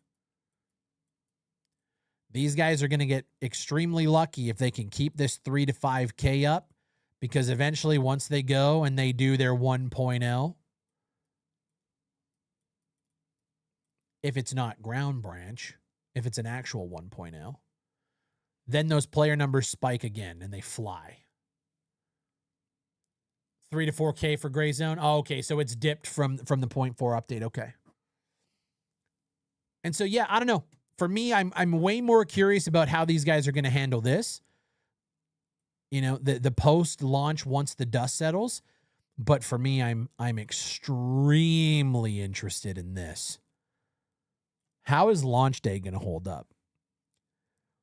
Are the servers going to hold up? Do we see a World War III level launch disaster? My God damn it, I hope not. I am so over indie shooters in the multiplayer space launching to major issues. And I get it. You're an indie team. But I think for me, I've just covered so many of them that I'm hoping and praying that the servers hold up. So yeah, concerns. I mean, I'm not sitting here losing sleep over it. Of course, there's things to talk about. We're talking about War Dogs. Concerns? No, we'll cover it regardless. The great thing about where we're at, guys, is, that's the wrong webcam. Love that. We're excited for games. And that's great. There's the webcam. But I've never been one to like shy away and shift, my opinions based on new information. So if the game comes out and the servers are fucked, well, then we'll talk about it, and like it is what it is.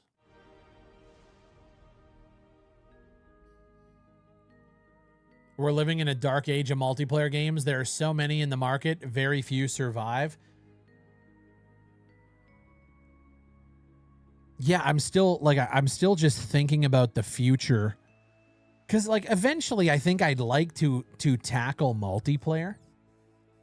I think that would be cool. Dan, what up, dude? Dan, thank you for the 4 months. Hasn't that always been the case though? It's always been the case, yeah.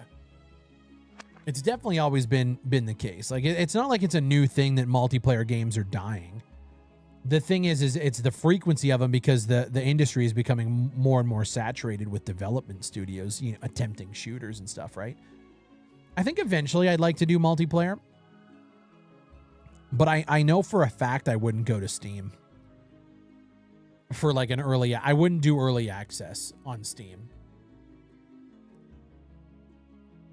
I find, and I think I've always kind of held this, like I think early access should be looked at as a launch. Yeah, what's harder, multiplayer backend or single player AI? AI is tough, man. AI is fucking tough. It's tough. How long do you think it'll take for the game to reach the 3 to 5? I don't know, man. I don't know. You like the Bellum early access model? I do. I think Bellum is ahead of the curve when it comes to what indie developers should be doing in the multiplayer space now. The early access launch is your release? Yeah, 100%. I've said that for years too. I think the model is you do your own launcher or however you want to deliver the game to your audience. You sell the game on your website. People buy into it there. If you're talking about like a testing period, like we're going to do closed alpha, you do that through your own shit. You say, fuck Steam for this because Steam is the market, right? And when you're, yo, Bobby, appreciate the raid, man, brother. We're getting into the business right now. I think Steam is the general market. It's kind of like I have a product that isn't ready yet, and I'm gonna go throw it on the shelves at Walmart. It doesn't make sense.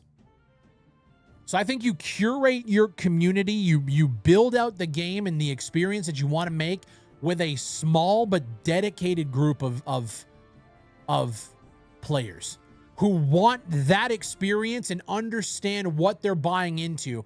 Because it's not like they go to Steam and they click on a game and it's just like, oh, well, I just bought into it, and you get you add a layer of friction and then you go and promote. So if I'm doing a multiplayer game now, I'm going to tell you guys, hey, this is the game we're making. If you want to be involved early, go over here. Get away from Steam. I think that's the model that, like, if Bellum was on Steam today, I don't know what their player numbers are, and I actually think that's kind of a good thing. But I think if they went to Steam now, people would look at that player numbers. Let's say, I don't know. How many people do you guys think are actually playing Bellum right now? Like, if we were to pull up the Steam DB numbers, what would you guys think it is? Can't use Steam to push players to an outside. I didn't say that. I said, like, I would promote it on my YouTube channel, which is what, like, Karma Cut and Drewski are doing, right? Less than 500, 600, game's dead.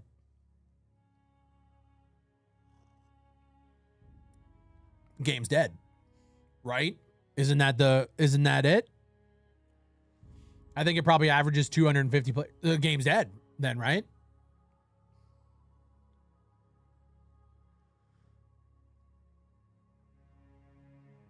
That's why they can't be like, hey, if you want to go. No, I wouldn't do it on Steam. I'm saying if I'm promoting a game, or like if I'm Karma Cut. Like Karma Cut was just like, hey, we're making a game, go to the website. You know, he did that on his YouTube channel. But so most people would say Bellum is dead. But it's not. They're still developing it.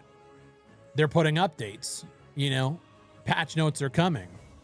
And there's no narrative about it. There's no narrative. There's no videos being made talking about how Bellum is struggling, or you know what I mean? So you avoid that outside noise and you focus on your own fucking island of, we're building this game for people who understand and like there's something magical about that. I think the same thing is happening in the content space too, dude. I think you look at YouTube and just how saturated things are. And when you can get established, now we're seeing people shift to other platforms. They're going to Patreon. They're building on their own. You know, is it Pepperbox? Is that the creator network? There's these small little Beacon with Critical Role. There's these small little islands that keep popping up. And like the internet is like, we're kind of going back to like the old ways of the internet. And I like it. And I think game development is heading the same path. Or at the very least, I fully believe in what Bellum is doing in that regard. And then when you're ready and you've built the player base, you've built the game, and you're ready for that 1.0, then you go to Steam. And you enter the general market when the game is ready to do so. You know, I think, yeah, fuck, man, like that's the way to do it. He's telling you the Steam is the show. Your game is not ready for prime time, not while you're still building. Yeah, 100%. I feel players now have too much influence on the dev team, to be honest. That's probably part of it, yeah. I think Steam breeds toxicity for publishers, devs. Oh, it absolutely does. It absolutely does. But I think there's becoming more and more a disconnect between developers and consumers, or developers and gamers. And I think there's a lot of context that gets missed because both sides aren't seeing it from the same perspective. Steam does include a platform with massive amounts of potential customers. You risk the ebb and flow of a whim of a community lashing out. No, 100% too. Yeah. Yeah. Well, and so good, brother. Yo, appreciate it, Bob. Baba Ganoush in the building. Yo, shout out to the moderators today, man. Baba Ganoush, Twitch Prime, 97 months. It's been a long time, man.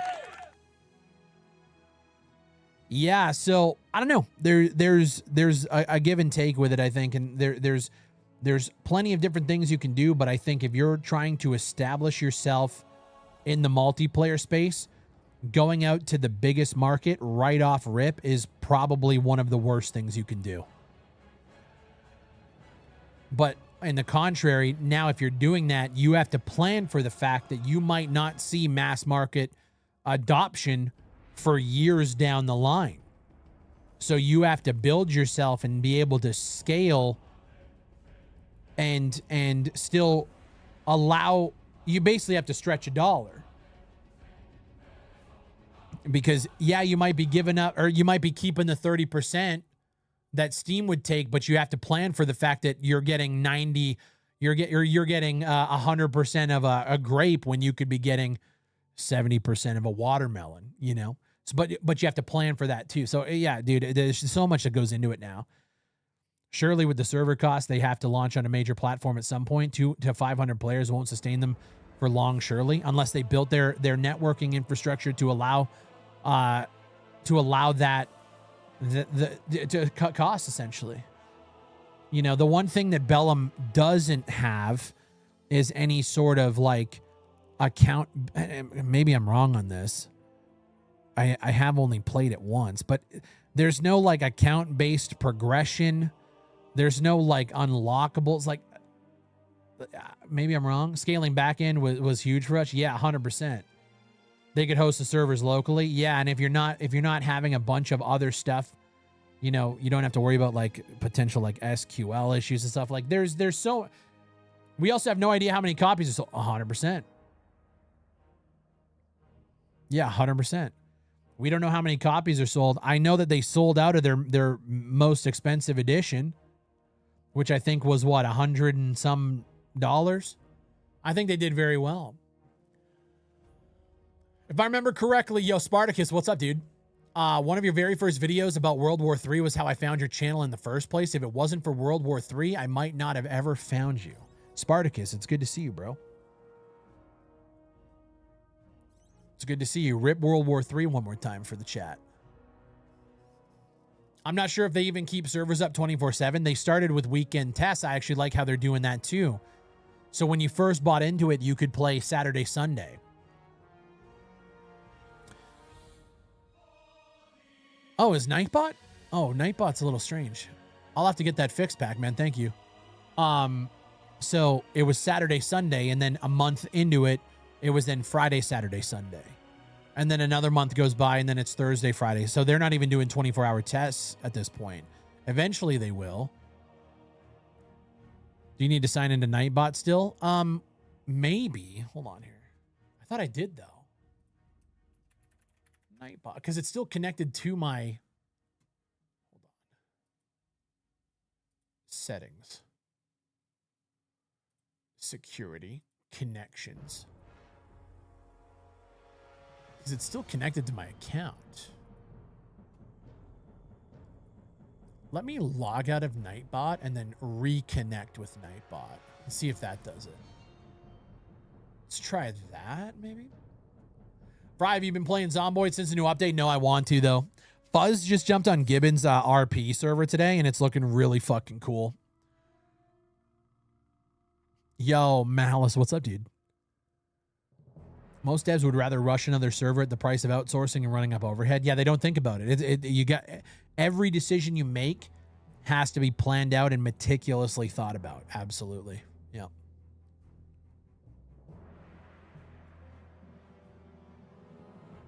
Pack, I'm doing well, man. How was your weekend?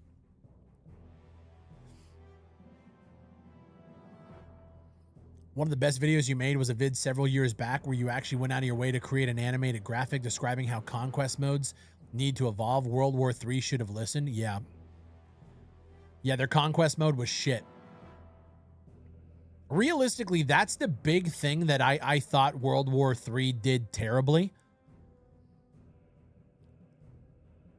Their game mode sucked. The links were cool, but dude, it took so long to cap points, and a game was an hour long. It was boring. It was boring. The moment-to-moment gameplay was really fun, but that game mode fucking sucked. Straight up. I bought Halo Master Chief Collection today after beating Halo Remake. I'm doing well. Dude, we were going to play Halo this weekend, but Fuzz got wrapped up in taking care of plants, and I was kind of redoing the background here. So do you think we should bring back the days of server hosting on Games Don't Die? Yeah, I do. I think that there should be I mean, it depends what your servers are going to be. I like what War Dogs is doing, where they're allowing people to host their own servers. But if you want to be a part of the ecosystem with like the earning of cash, you have to keep your server within a certain set of parameters to be able to be a part of that economy. I like that. So if somebody wants to completely drastically change the experience, they can, but you're not tied to the economy, so people can't use it to like level up and you know, like basically cheese it like Battlefield Portal. I like that. That's cool.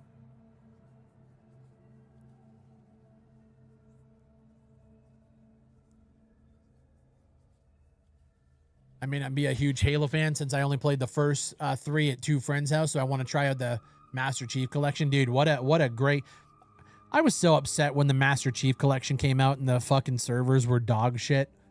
What a great idea. I wish they would do the Master Chief Collection, but for Gears of War. The fact that we still only have Gears of War Reloaded for the first game, and we have E-Day coming out, and there's no way to play Gears 2 and 3 on PC. Granted, I say there's no way. I think somebody just released a mod for Gears 2, right? That allows you to play it on PC. I just saw that the other day. But, like, there's no official Marcus Phoenix collection. Thank you. Yeah, what the fuck are we doing? You want to talk about Microsoft, like, dropping the ball on something that would have sold a fucking, like, gangbusters? A Marcus Phoenix collection leading up. When they announced E-Day, I was so hoping that they announced the Marcus Phoenix collection. And then you drop the Marcus Phoenix collection at the beginning of the year here, like February. Gives people ample amount of time to actually play through the games leading up to E-Day. How the fuck did we miss that mark? What are we talking about? So I have an Xbox Series X. I want to bring it upstairs. Fuzz and I want to play Halo on it. We want to play through the campaign. But I really want to play through all 3 Gears games with her before we jump into E-Day. Because, so Fuzz has never played Gears. My fiance has never played Gears. Yo, a cannonball with a $20 super chat. What does that say? SOCOM Remastered. The message is, it's $20. I just want to, $20. SOCOM Remastered. I mean, it's a great comment. I don't know how that would do today.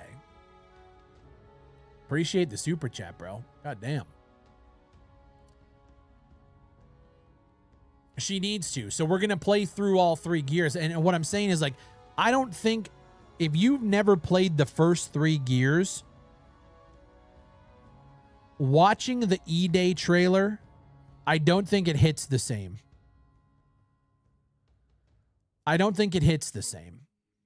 I don't trust anyone to touch SOCOM, to be honest. SOCOM's never coming back. Stop after 3. Oh, I agree. You play 1, 2, 3. Then you play E-Day. Dude, I don't think SOCOM's ever coming back. I think eventually we're going to find somebody to make a SOCOM inspired, there's going to eventually be like a third-person military shooter. What that looks like, it's not going to be SOCOM. It's not going to be SOCOM branded, but what that looks like, you have to have hope. Fuck me. Somebody has to fucking do it. Wasn't that H-Hour? Shut the fuck up. H-Hour is trash. Hey, Big Fry, going to need you to drop another War Dogs podcast with Crash getting hyped for the alpha this weekend. Hoping we're going to get an early access release date soon. Me too, bro. Me too. Crash and I are recording a podcast tonight, and it's just going to be the boys. And I think we're gonna be talking War Dogs going into this weekend. SOCOM will never be popular nowadays. I disagree. I think SOCOM, or the idea of it, the third-person military, objective-based, one life, I think there's room in the market for that. Yep, I do. You can make the next SOCOM-like game. Dude, give me a cool 5 milli. Give me a cool 5 milli. God, I would love that. Dude, if I legit, dude, if I won the lottery, that's the first thing I would do. That's the first thing I would do. Best I can do is a Twix. I mean, I'll fucking take it, dude. I like Twix bars. Baby, look at me. I look like a guy that likes Twix bars. Oh, baby. SOCOM will be great. Nothing out there like it. Yeah. No, I wish, bro. I wish I could. The thing that scares me is the multiplayer space is getting overcrowded. Kickstarter. I don't think people would go for a Kickstarter nowadays. I don't think A Kickstarter would be successful after H-Hour. H-Hour killed SOCOM like Kickstarters. I also think like with Task Force and like Project Confrontation was another one, which is also being revived for some fucking reason now, Project Confrontation, and it's fucking shit too. I think there's no room for a crowd-funded SOCOM experience. That being said, though, I think if there was somebody who came out and like had a third-person military shooter, I think and like it was good, I think that crowd would throw the money up for it, but I think the game has to exist first, you know?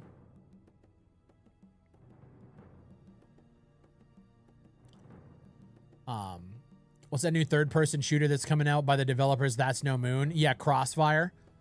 Yeah, dude. Man, that game would be fucking nuts in multiplayer. Fried, you see the trailer for Rules of Engagement? Lonely, link it in the Discord. Let's have a look-see.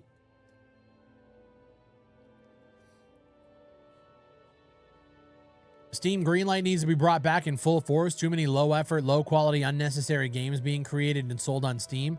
There needs to be quality control. I think the quality control is the market. Like, I agree with you, dude. I wish that there was a quality control center at fucking Steam that would actually clean up that marketplace. But they're not incentivized to. When you have to pay $100 to get your game on the store page, they're going to let anybody with fucking bullshit slot pay that money. They're not incentivized to when they make money off of people spamming the store with bullshit. I can't remember what was the stat. I remember looking it up. I can't remember what the percentage is. But there's a high percentage of games that don't actually make the money back to pay off that $100 deposit. You know?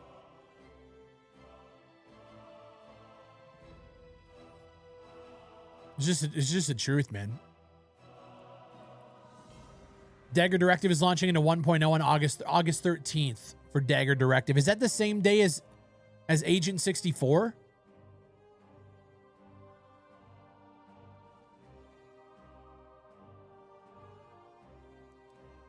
Just sent it in supporter chat. Hold on, let's see here. Oh, here we go. Thank you, Lonely.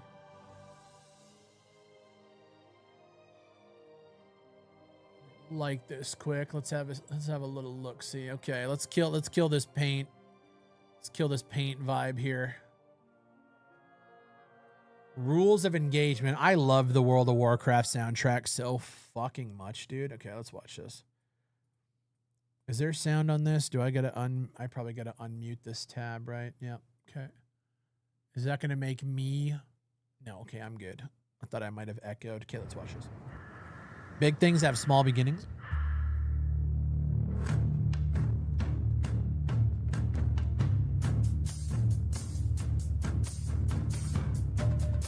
This trailer came out 4 days ago.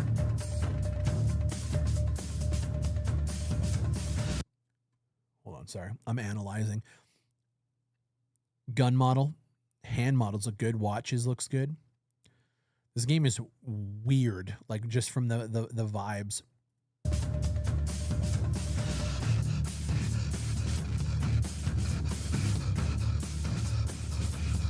Environments look good too.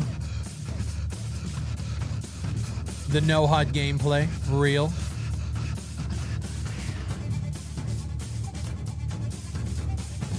.3D printer. See, that shot there makes it look like a horde shooter. You know what I mean? Like this looks like a military Helldivers, you know. This music is buns. Yeah, I don't know. I don't know what the trailer music is very strange, yeah. Agent 64 is August 11th. Got you. Okay.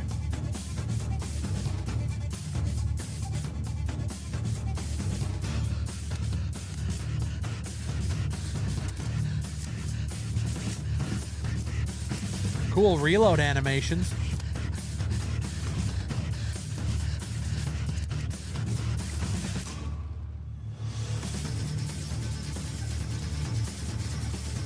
Frame drops.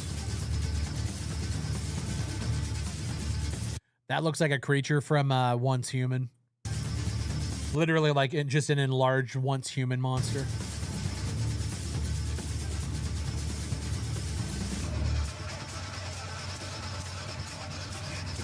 I'm pretty sure that is one too.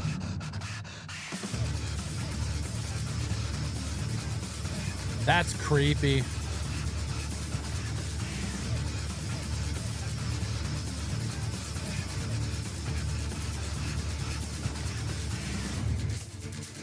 Okay. I was just thinking. This shot right here is what I wish there was, like, take like a DayZ, or you know, funnily enough, even like oh god, like a Warzy, you know, zombies, multiplayer, like open world sandbox with this kind of vibe. God, that would go hard as fuck.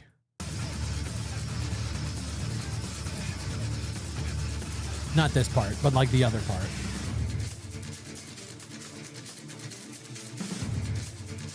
Yeah, the music did not do well for me here. Yeah, and that's another thing. I think, was it K-Jack? What the fuck is the game? You know? Like, we know it's a horror, you know, vibey extraction game or whatever. But that didn't do really much to tell people what the game is. Any thoughts on Beta Decay? Yeah, Beta Decay is I dropped a video on it last year.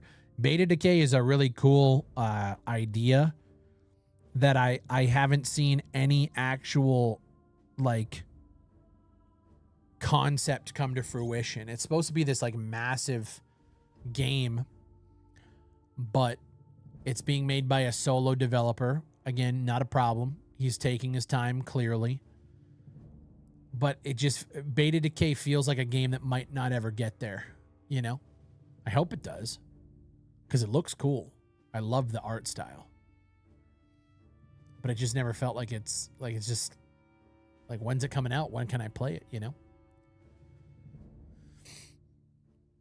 I know it's not multiplayer, but did you try third person in Dagger Directive? I think when I played Dagger Directive, they didn't have third person yet. So what's the whole drama with Blue Drake? What are you talking about? Wait, is there more drama now? What are we talking about? It's more than one guy now. Oh, is it? Oh, that's cool. Yeah, like that. Beta Decay is one of those, like, I hope it comes out eventually. I tried the Forever Winter again after people said it was better. It isn't. Interesting. There was a Reddit post in your Discord. Yeah. Oh, yeah. Yeah. I did see that Reddit post. Yeah, I did. Microsoft should pay the developers who made Helldivers to do one with ODSTs during the beginning of the war, not as Master Chief. Ooh, that would go hard. Cannonball with another 20. Jesus Christ, dude. Super generous of you. Dude, that would go hard. ODST drops. I'm curious. I haven't played Helldivers in a while, but they're doing the Warhammer collab here soon. I do want to jump in for that. I think that would be fucking cool. Yeah, I think that would be cool. I meant in the Reddit post. Yeah. So I'm just going to say that shit has nothing to do with me. Okay? I'm just a guy. Jovix, appreciate the hydration check. I'm just a guy. But yeah, somebody linked something in our Discord. Some drama from somebody who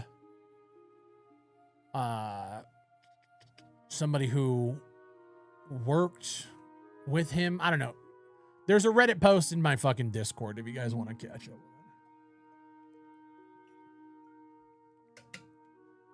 What Discord chat is it in? I think it was linked in our supporter chat, which, by the way, I'm glad for. We don't need no bullshit ass drama hitting our doorstep but from what I saw, somebody who was working with him on some AI stuff got fucked around, and now his Steam like business account was tied in with Blue Drake's and there's a dispute there happening. And then Blue Drake was in the comments of the Reddit thread threatening to sue him. And then I think the guy put an update out on the post that he's being sued. Blue Drake's entering another lawsuit. I don't know, brother. What game trailer did you watch like 2 minutes ago? That was Rules of Engagement, the Gray State.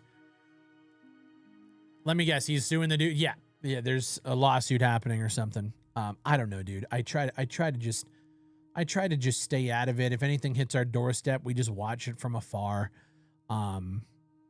That's a time in my life and on this channel that I just go over there and stay the fuck over there. I don't want to hear from you. I don't want to hear a fucking thing.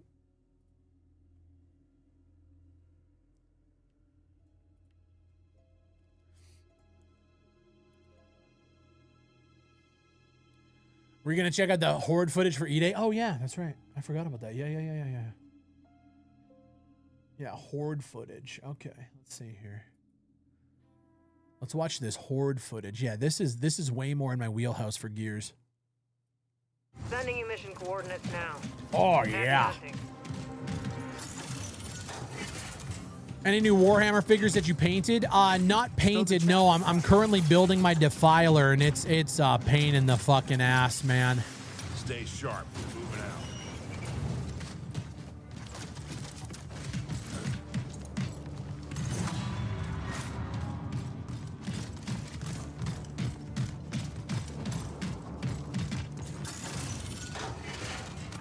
Okay, we have a supply cache.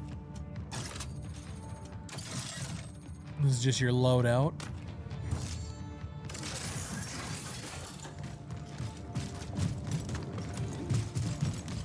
Damn, that movement looks so good. The animations are fucking incredible. Activate the rig.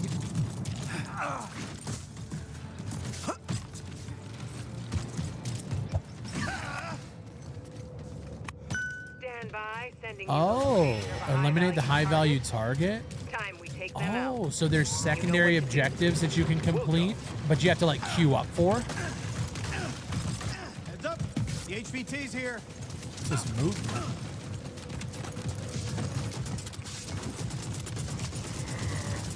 Fuck, it looks so good, man. Check your aim.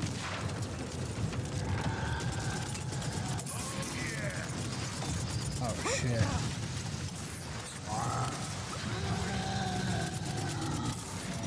It's like a big boomer. It looks like he's got a oh. What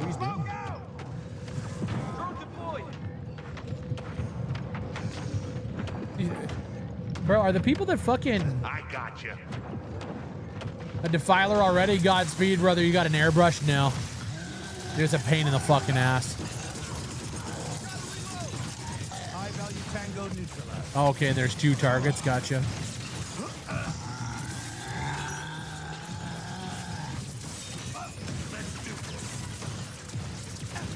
Bro, the people playing these games, man, like, who's being invited to this shit? This is crazy.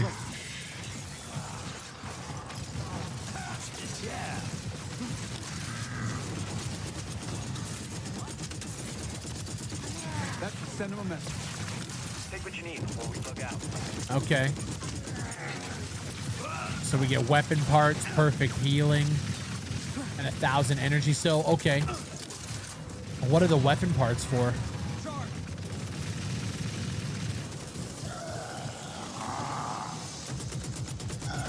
Isn't this 12 players? Yeah. Yo, Woods, what up, bro? How are you? You heard that Project Z's publisher is in troubled waters? Would suck to see that get lost in management issues. Wait, what are you hearing? What did you see? Wait, who's their publisher?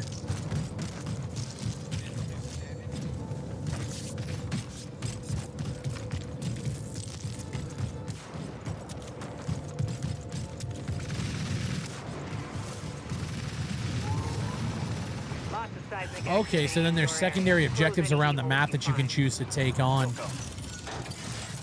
That's cool.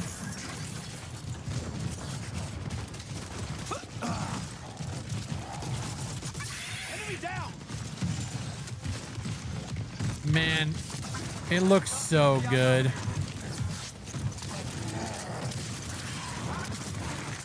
The selfish thing in me, bro, is I wish that like my favorite IPs got this kind of treatment. You know? Like I wish we could get a SOCOM game like this, you know? Updated graphics, updated movement, but still remaining true to, you know, like, fuck, dude. This looks so dope.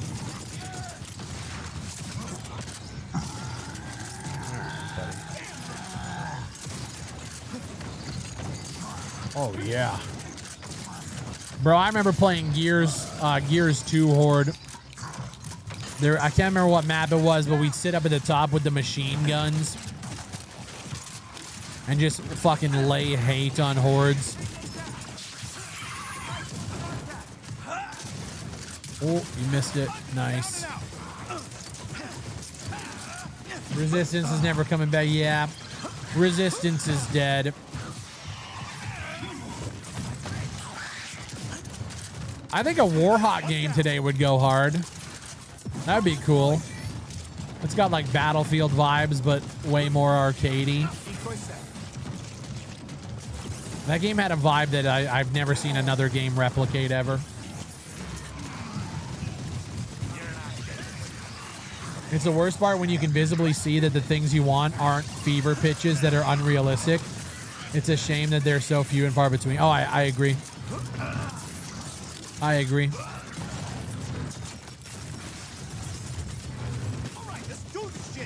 Oh, I'm definitely gonna be playing Horde way more than fucking multiplayer for sure.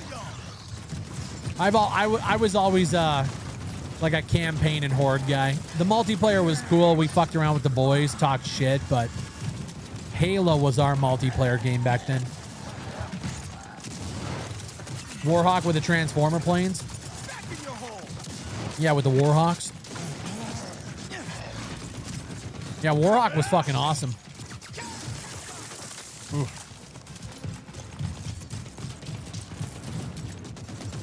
Bring back Mag, yeah.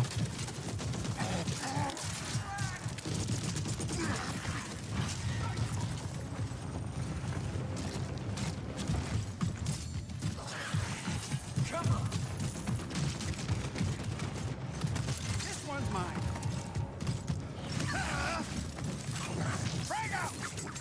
Man, the arc is even good on it. Fuck yeah.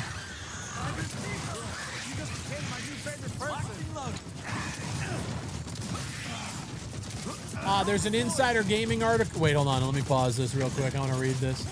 There's an Insider Gaming article about the layoff. Apparently, at least one person that spoke pretty bad about the management. Wait, I'm sorry. Maximum Entertainment. They laid off the entire U.S. team. 314 says it affected them too, and they're waiting to see what people at the top decide. Wait, where are we reading this? Can you link? Are you in my Discord? Can you link that in the React channel so I can get the link? Because that doesn't sound good.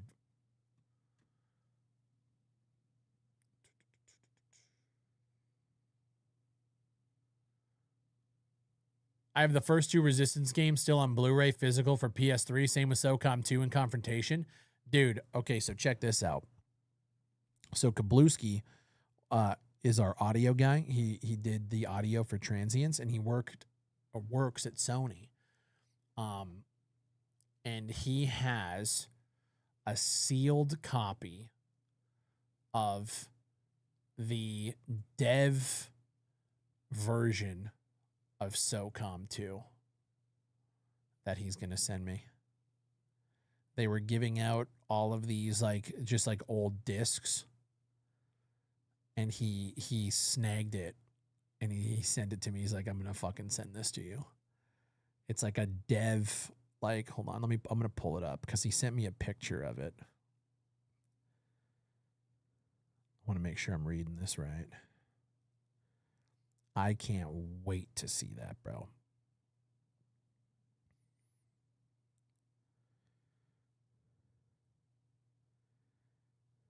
Yeah, it's a sealed, not for retail developer promo copy. And sorry, it's SOCOM 1. I don't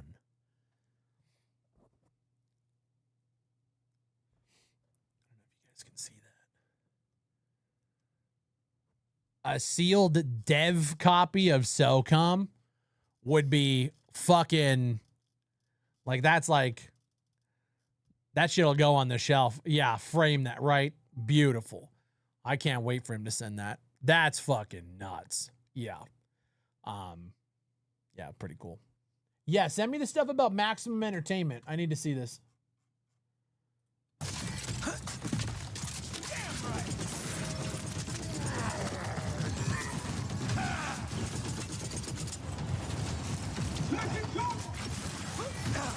That is insane gaming memorabilia. Yeah, 100%.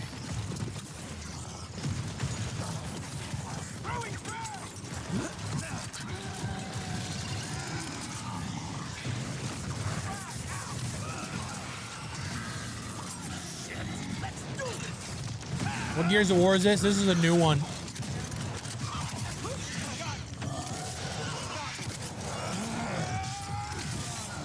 Yeah, baby.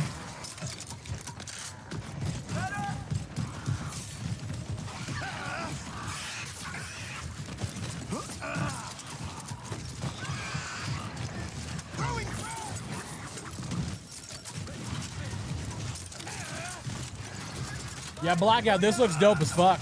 This looks fucking, this is awesome. 12-player fucking co-op. Okay, let me click this link. Found it myself. Thank you. You can also check the 314 Arts Discord where they mention, okay, let's look at this here. All right, let's see. Maximum Entertainment lays off entire U.S. staff with 0 severance. Oh, that ain't good. Oh, that is not good at all.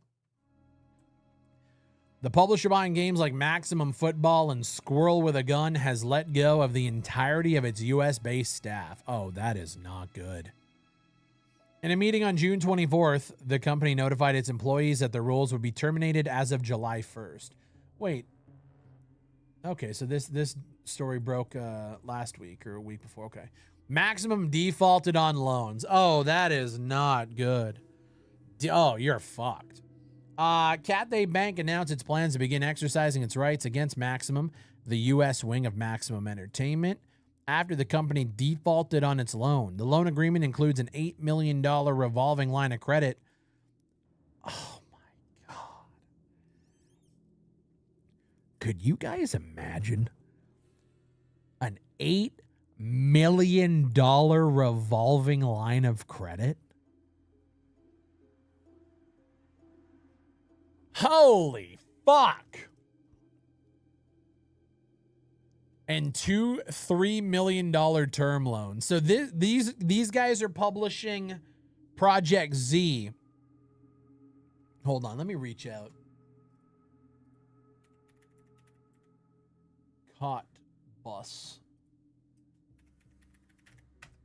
Brother. What the fuck is going on?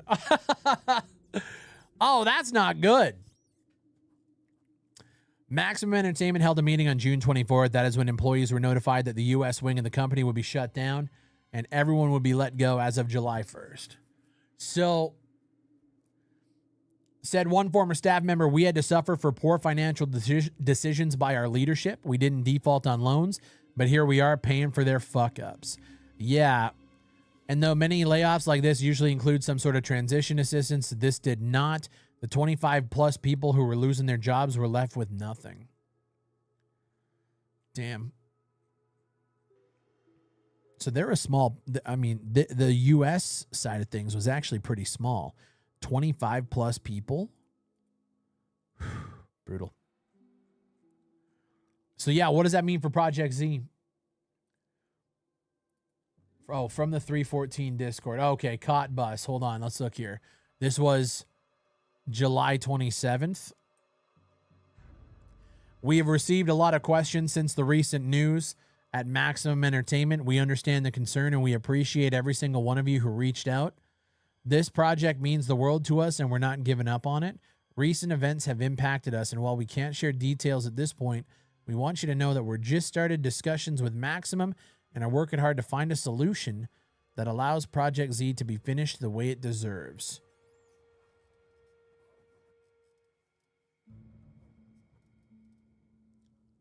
Damn, dude. Yo, Cotbus, what's up, dude? Yo, speak of the devil. What the fuck is going on?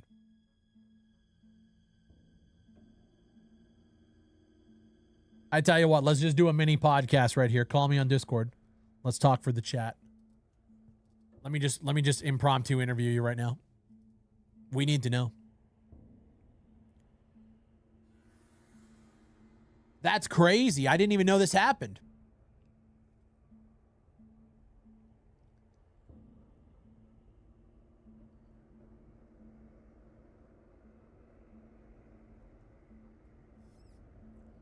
Yeah, it's some crazy stuff going on. No shit. That's so shitty. I cannot imagine being let go like that, especially in this economy. Well, you know what's funny? Not this is funny, but at one point in time, when I was kind of transitioning into being a full-time creator, it's very nerve-wracking to like, you're on your own now. Big Fry reporting the live 10 days after it happened. It's what we do over here. You know, you're on your own. You're your own boss. Everything could fall apart from under you. You know, being in this online space, it's so rocky. It's so up and down. But then you look at shit like this and it's just like, well, it's the same anywhere. You could be fucking laid off tomorrow. And if you're not ready for it, hey, guess what? You're fucked. So like, it's really no different, you know?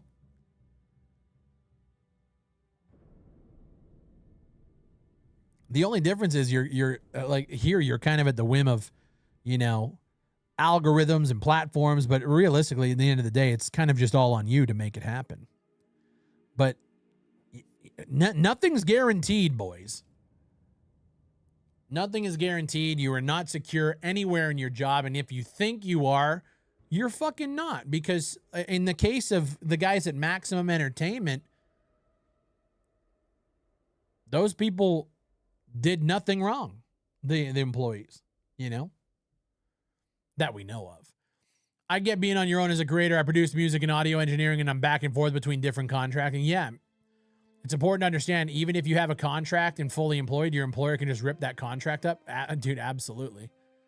I mean, we're seeing it in like WWE and shit. Guys that are signing contracts and then TKO is coming and saying, hey, we need to renegotiate this contract. And then if you don't renegotiate, you're let go. Nothing is secure. So just do whatever the fuck you want, you know? Do whatever you want. Chase your goals, chase your dreams, and fuck it. Why don't you get a real job instead of this? Yeah, so I could be laid off there too and be miserable, you know? Fuck off. Codbus, listen, brother, I appreciate the support. Thank you for the resub. I think you might need to keep that. Because, that, brother, that wasn't even a Twitch Prime. I think you might need to keep that.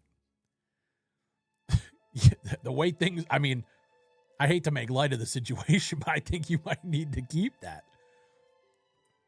Because from the sounds of it, it sounds like we might be having to buy back the like what's going on.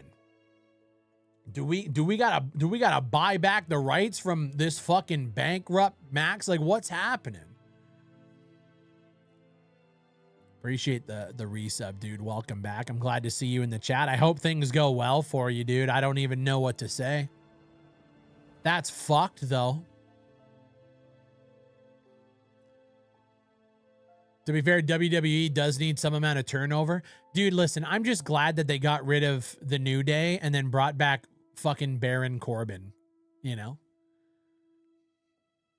I'm glad that Karrion Kross couldn't get a renegotiate, but Baron Corbin and Big Cass is coming back tonight, I hear. I'm glad that those two things are happening. Because that makes sense. A lot of work, man. Trust me. Oh, I bet, dude. I can't even fucking imagine. That sucks, though. I wish you the best, dude. That's crazy. Can I be honest with you guys? I don't really want to play anything today. At least Kevin Owens is back, dude. What a banger return. As soon as he said that it was going to be a fatal 4-way, I said, oh, it's KO. And then his music hit. I was like, oh, yeah. Oh, yeah. Inject that all into my veins. Yeah. Let's jump into a call in the following days. Yeah, not on stream, I take it. The job market absolutely sucks right now, especially for remote work. Yeah, dude, that's what I'm saying, bro. We gotta just start selling drugs like kingpins, you know? Those motherfuckers are living life. Government does it. It's fuck.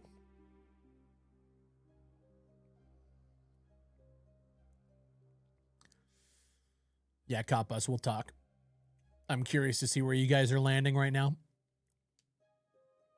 Oh, by the way, do we have any WWE fans in the chat? Anybody watch SummerSlam this weekend?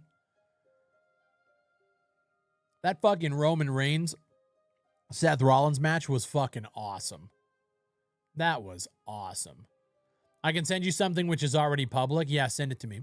Then we'll get some more context for this if you don't mind.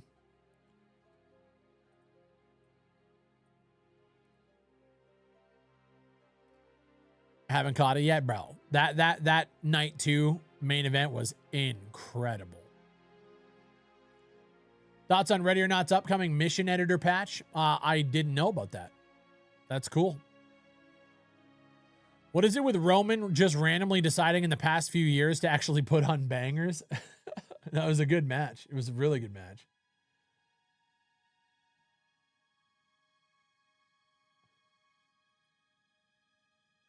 Oh, Cod Bus. I just noticed that when I got hacked in April that guy had sent you messages.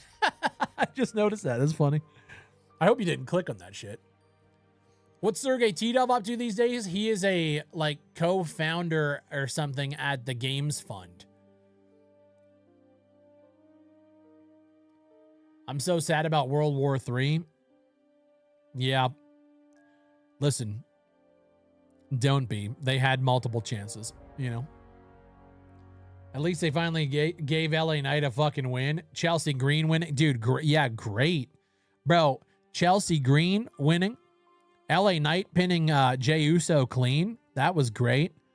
The Liv Io match was fucking fantastic. Reigns Rollins was great. Yeah, like it was banger. How's Elite doing? I think they rebranded. It's called Project Ozark now or something like that. Ozark.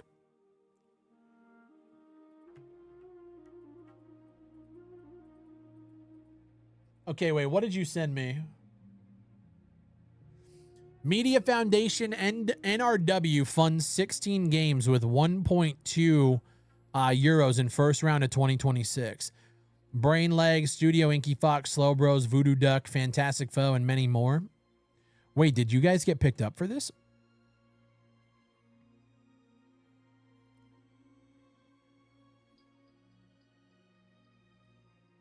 Wait. Oh, yeah. Dude, 314 Arts. Yo. Digital Games Vertical Slice Funding, Night Runner. So 105,000 euros. Applicant 314 Arts. Oh, dude, that's dope. So you guys have a little bit of a runway in preparation for your publisher to shit the bed. That's huge. That's W. How is that Human Money's on a pole match? It was garbage. I feel bad for Dom.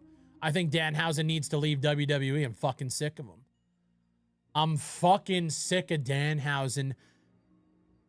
Like, I was sick of him the moment he got there. It's fucking trash.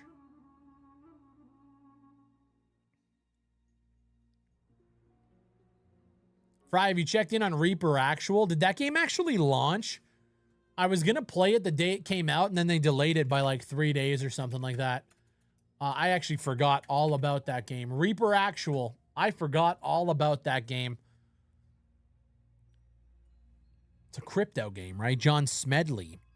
So it did launch. Mixed reviews, okay. Mostly positive, 75%. That's pretty good. Yeah, Reaper Actual. I forgot all about this. Open world persistent shooter where hundreds of players engage in FPS combat. The free-to-play weekend, July 30th. Oh, we just missed the free-to-play weekend. Yeah, that's it's interesting. Apparently, Random Mishaps wants that game. I'm sorry. I didn't realize it actually launched. Shit. Is there gameplay? Yeah, let's find some gameplay of Reaper Actual. I was going to cover it. I totally forgot about this. Reaper Actual gameplay. I spelled gameplay so stupidly, okay? Okay, Pro Rogue Bear. Let's see.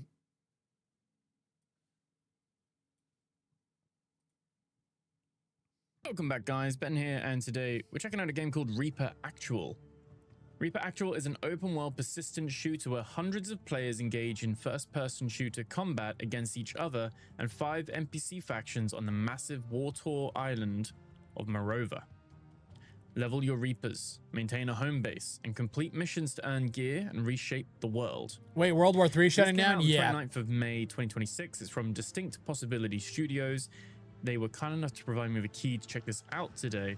And it is in early access. It's going to be, it's priced at £16. They gave him a key. Dude's just a paid off shill. 75.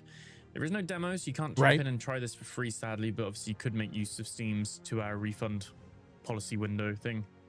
But this had, like, when I was offered the key, it had like heavily like negative reviews, and they've had quite a few patches since and major updates, and it's actually sitting mostly positive with the recent reviews, and all reviews are now in mixed. So seems like they're putting in the work, and it just sounds like maybe a case of launched it too early or should have maybe had a few more betas. But we're going to check it out and see. Okay. And you have a few different, here we go. Here's the gameplay places, and it seems like you can deploy with a vehicle if you have one as well. Have a look. You got the Reapers. Yo, Grill, what up, bro? Got abilities, or if it's just, have you tried Mistfall Hunters? Seem to be. Yeah. He's got his ammunition crate, Withered Knight, and baby. his armor crate. Can we skip to the gameplay? Yeah, sorry, I did. Yeah, Mistfall, dude. Mistfall's getting a bad rap. I don't give a fuck what anybody says. Syndicate, Metro. That game is fun as hell. It's not a shooter, but man, it's dope. Find some blueprints and do some crafting and all that stuff too. Okay. Do we need to my boy I was playing with in my videos, he got one of our other friends playing it, and they've been playing the last couple of days. He's been enjoying it too. Game's sick. Bring some plates with me. I would play Mistfall if I could play with my EU friends. Yeah, I heard that there's region locks across squads. I need, what's this use? 5. Thankfully, I don't play with people overseas, so we're good there. But 5.56 ammo. This game is called Reaper Actual. Okay. Wait, did I just exit game? I don't think I did. I'm not a fan of the UI. It's kind of gross. It's just, yeah, it's not good. The cargo area. Nice to know.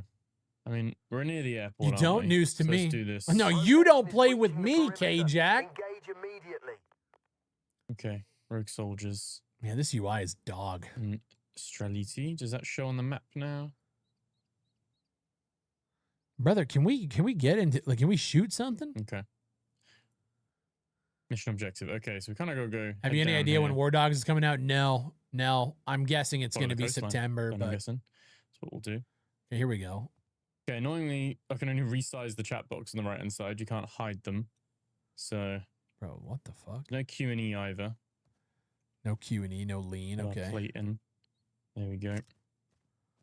What the fuck is it? T. Yeah.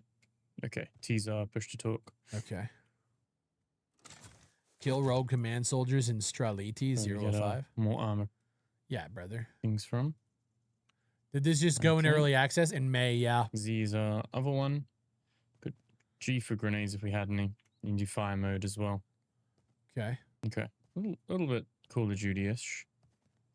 We do have the objective. Game is dead silent, right? On the compass as well. That's why I turned up the volume. Like, wait, is there just no audio? You can kind of hear footsteps. I'm going to turn this up in my headphones. Hopefully remember to turn this up for you guys. I'm going to give myself a little marker there. Just because, It's quiet. Very quiet. Oh my gosh. Yeah, it is very quiet. I feel like I'm in a padded room. Horrible lighting. Yeah. Oh God, frame drops too. Yeah, horrible lighting. This is fucking god awful. What is that? Is that? Oh, that's a sewer entrance. Okay. We're not looking to extract, but would you? Oh, you just press E to extract. Okay. Okay. All right. Gross. Weird kind of extraction shooter then. I don't know, like, how many people are in this lobby. Why does this remind me of that weird box survival is game that came out from the Iron Belly animator people that shut down? Yeah, what fucking game was that? What was that fucking game? I can't fucking... I remember playing it and I was like, man, this is fucking rough, dude. Not going off Like, okay, I'm just going to pause this here. on the right hand side. This just does not look good. Who fucking knows? I can't even remember the name of it. So It was set in Hawaii though, right? there's been many years since I played a game like Planetscape. I think I only played like maybe a couple of hours of that. So other than like actual extraction Shrapnel? shooters, No, it was I don't really play that like competitive fuck, shooters. I can't that even much anymore. remember. It was on an Little island. stutters This here and does there, kind you of do look have a like little it. vaulting Little up and bit. down. It was like Rust. I don't think there were dinosaurs, but yeah, it was like Rust, to- but like super Get some indie. ammo. We have a crate. We got reinforced polymer. Yeah, this looks Some more terrible, ammo. man. Okay, so The unfortunate truth of all this is you in this genre now, you just need to come correct with more. Your UI looking as indie as it is, you know, the lack of sound, like everything about this, there needs it's to be not- more. It's not like a Fractured Veil, Gray that's Zone what it Warfare, is. which is what I was maybe thinking. Maybe it's trying to be a little bit like Fractured that, Veil, yes. which I do quite like, because that's one where you've got like a seamless base of some sorts and missions in an open map. But yeah, this is more Call of Duty than that. I want to test out the gunplay really. Well, I'm waiting to see any sort of like, is there like AI that move around or is it just like player shooting? The weapon model So we're looks playing good. 4K, everything high, and we're getting about between, depending where I'm looking, between 80 and 110 frames. So it is swinging quite a little bit. We've got DLSS on quality. Newish. It could be a million different things. The thing about like, you know, call it optimization or performance. Greatest from a texture file. And we keep getting these little spikes. Yeah. So he's spiking. That could be anything from, depending on, you know, what their fucking LODs are set to. Like, are you rendering in lights in the distance? One thing that we ran into with transients, especially in our first level, was the amount of fucking lights that were in there. So what would happen is when you would look over here, it wouldn't render in the lights. But then when you look towards the apartment complex, it rendered in every fucking light at once. So we took the time to split, you know, different like level loading via triggers. So when you go into the first floor, it loads in all of the lights between the first and the second, but you won't see the third. So there's a million different things that are going on. And it really comes down to when you get a game like this that comes out and there's, you know, spikes like this, they haven't done enough to figure out what's actually causing that performance, right? That's really what it comes down to. It comes down to managing GPU and CPU calls. Yeah, exactly. But the thing is you can say that, but there's a million different reasons why there's an extra millisecond hang on your GPU or your CPU. And then you have to fucking diagnose what that issue is. And realistically, a lot of what I would say is a lot of developers go into early access and they say they're going to use that time to look into it. I used to be a believer that optimization happens at the end. And while that's true for a lot of things, you need to constantly be looking at what's causing these issues as development goes on. Because if you keep stacking things on top of one another, eventually you're going to get to the end, and there's so much tech debt that you have to scour through to figure shit out. You got to be looking at the stuff early on so you know what's causing those issues and you can squash it early, you know? And that's just what it is. Frosty nailed it. Some devs are targeting their monster rigs instead of the average PC. That's true too. Yeah, lot of different things that it could be. And then, you know, on top of it, throw fucking networking on top of it too, you know? There's a little, not sure if that's a latency thing. Like we just got another one there. Or if it's a graphical like loading in thing. Yeah, that's one thing I will say is that box is floating into the ground. That's a blackout test if I've ever seen one. I never want to make a game with dynamic fucking like destructible lighting ever again. Never want to fucking do that again. Bake lighting where you can, boys. Any of these? What about blackout? Oh, that the pallet in the corner here is just in the ground a little bit. So basically, unless it looks like an ammo box, you can't really loot anything.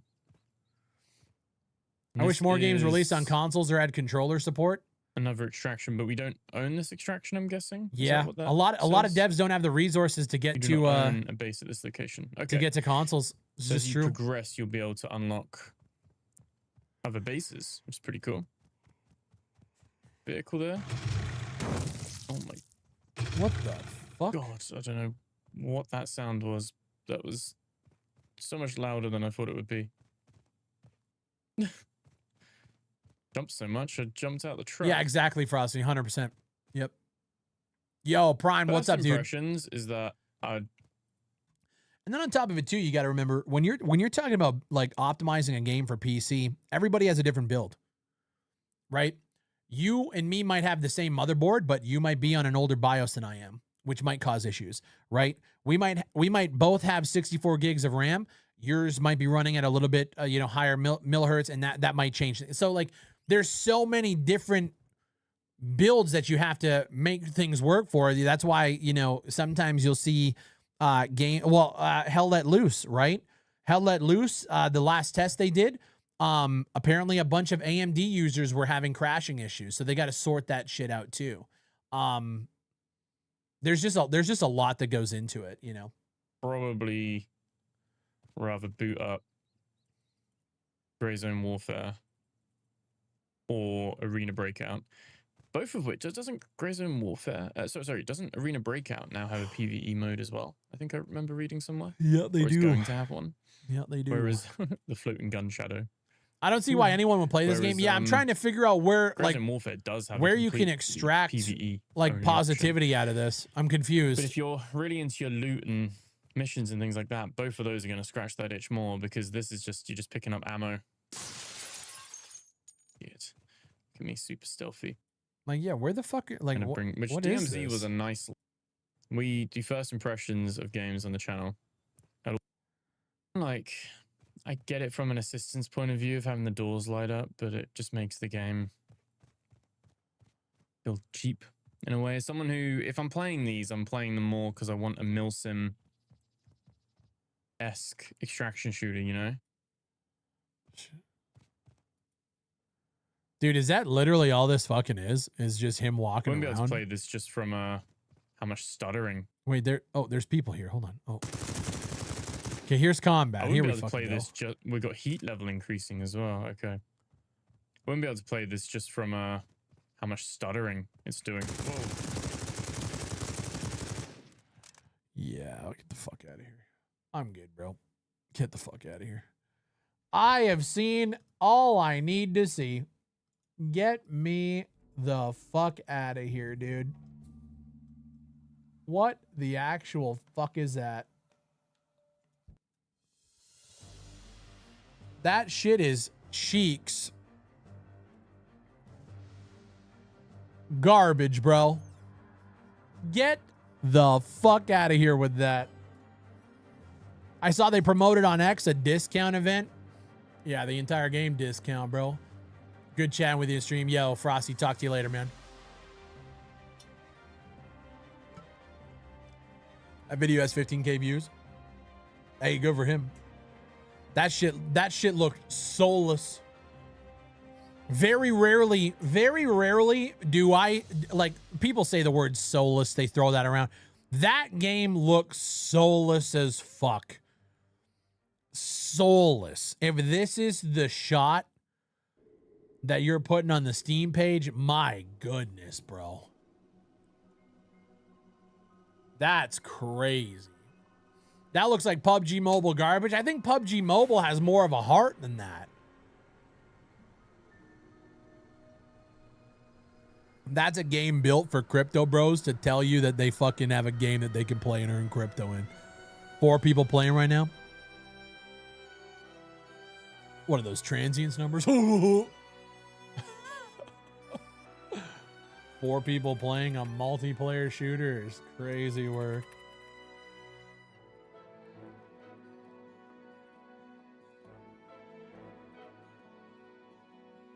What do you think of SummerSlam? Night 2 was better than night 1, but it was still a good show overall. Yeah, bro. The amount of comments I get. Oh, your game has 13 people playing right now. Yeah, it's a single player game. Why does that even matter to you?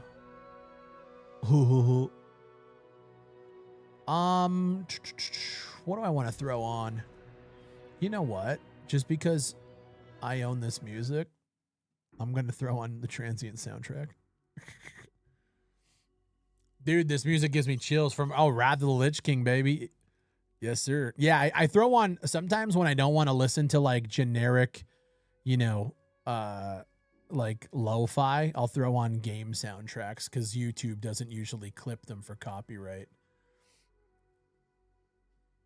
SummerSlam was great, dude. Yeah, it was fucking dope. I reached 70 and got the fast mount in WoW TBC. Bro, I remember the first time I got my horse. The first time you got your mount in Burning Crusade, because I started playing in Burning Crusade. When I got my mount, dude, and I could run at I think it was a 60% speed increase. Bro, that shit was like a fucking Lamborghini. It was like a Lamborghini, dude. I'm sprinting. I had to run my ass all the way down to the stables in Elwyn Forest. And let me tell you, that run back to Stormwind the first time was fucking incredible. Yeah. No, that game made you work for it, dude. Straight up. I fucking love World of Warcraft. Oh my God. I fucking love that game. No More Room in Hell 2 is looking better. Is it? Isn't that game is that game launching soon? Did I see something about like a 1.0? Will you play Guild Wars 3? I'm going to try Guild Wars 3. I tried Guild Wars 2. And I'll be honest, man, at the time I was super deep into World of Warcraft and Guild Wars 2 came out. And it just didn't do enough to pull me away from that game. I want imagine Classic Plus being new content that does things like that. Yeah, I mean maybe. Apparently they're going to announce Classic Plus. So what is Classic Plus going to be? Are you going to watch BlizzCon? I don't even know when is BlizzCon? Isn't that in November?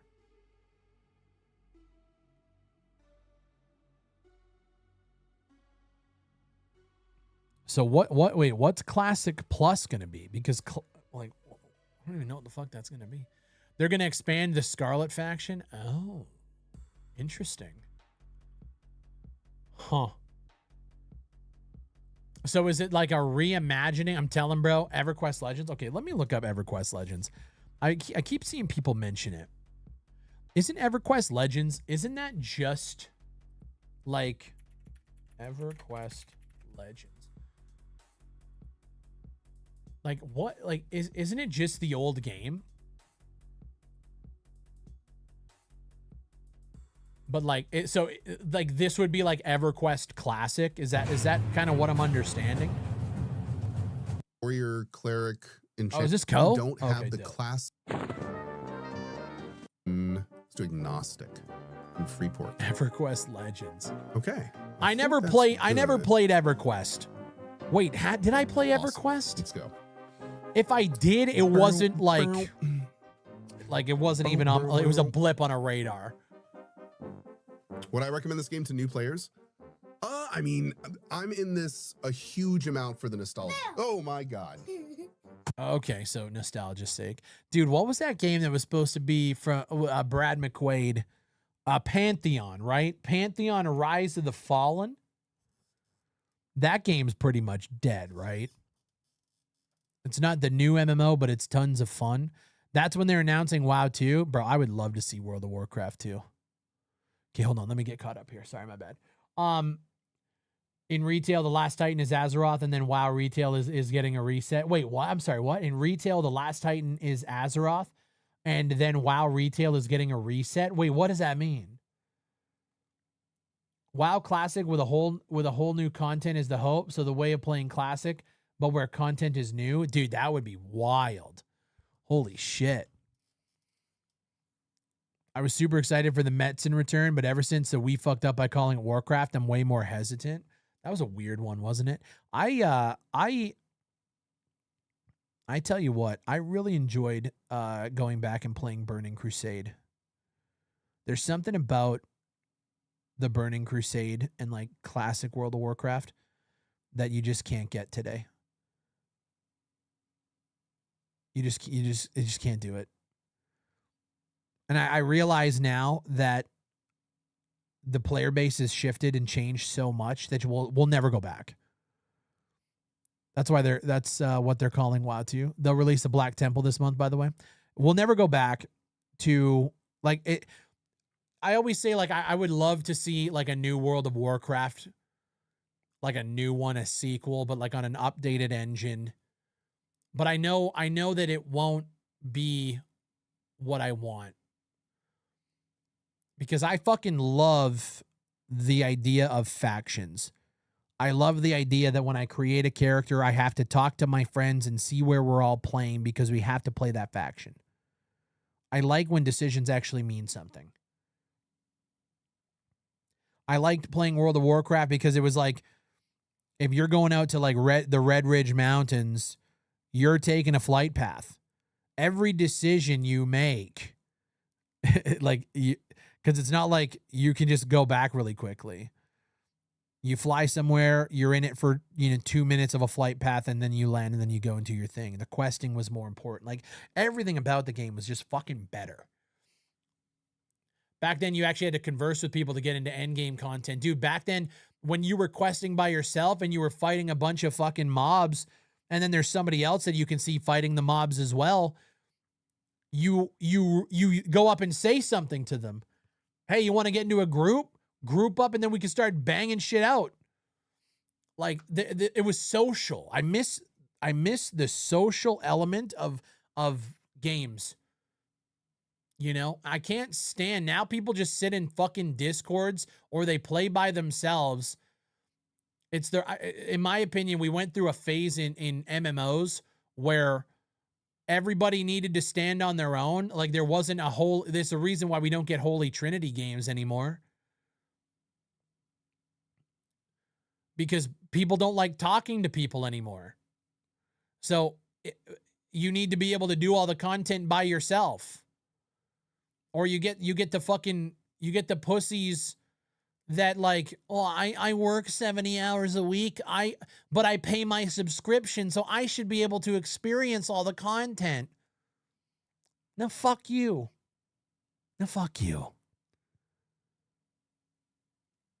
Entitlement. Fuck you. That's why nothing means anything anymore. Oh, I have 4 kids, but I pay my subscription. I should be able to see what the end game looks like. No, fuck you. You didn't know how to pull out. That's your choice. But games nowadays cost so much money that they can't do that. Neglect your kids to play. That's what I'm fucking saying, right? That's what men do. Okay? Your kids are yelling. They need to get fed. Go grab some fucking KD and make it your goddamn self. I'm running Scarlet Monastery. Fuck off. That's what it has to be.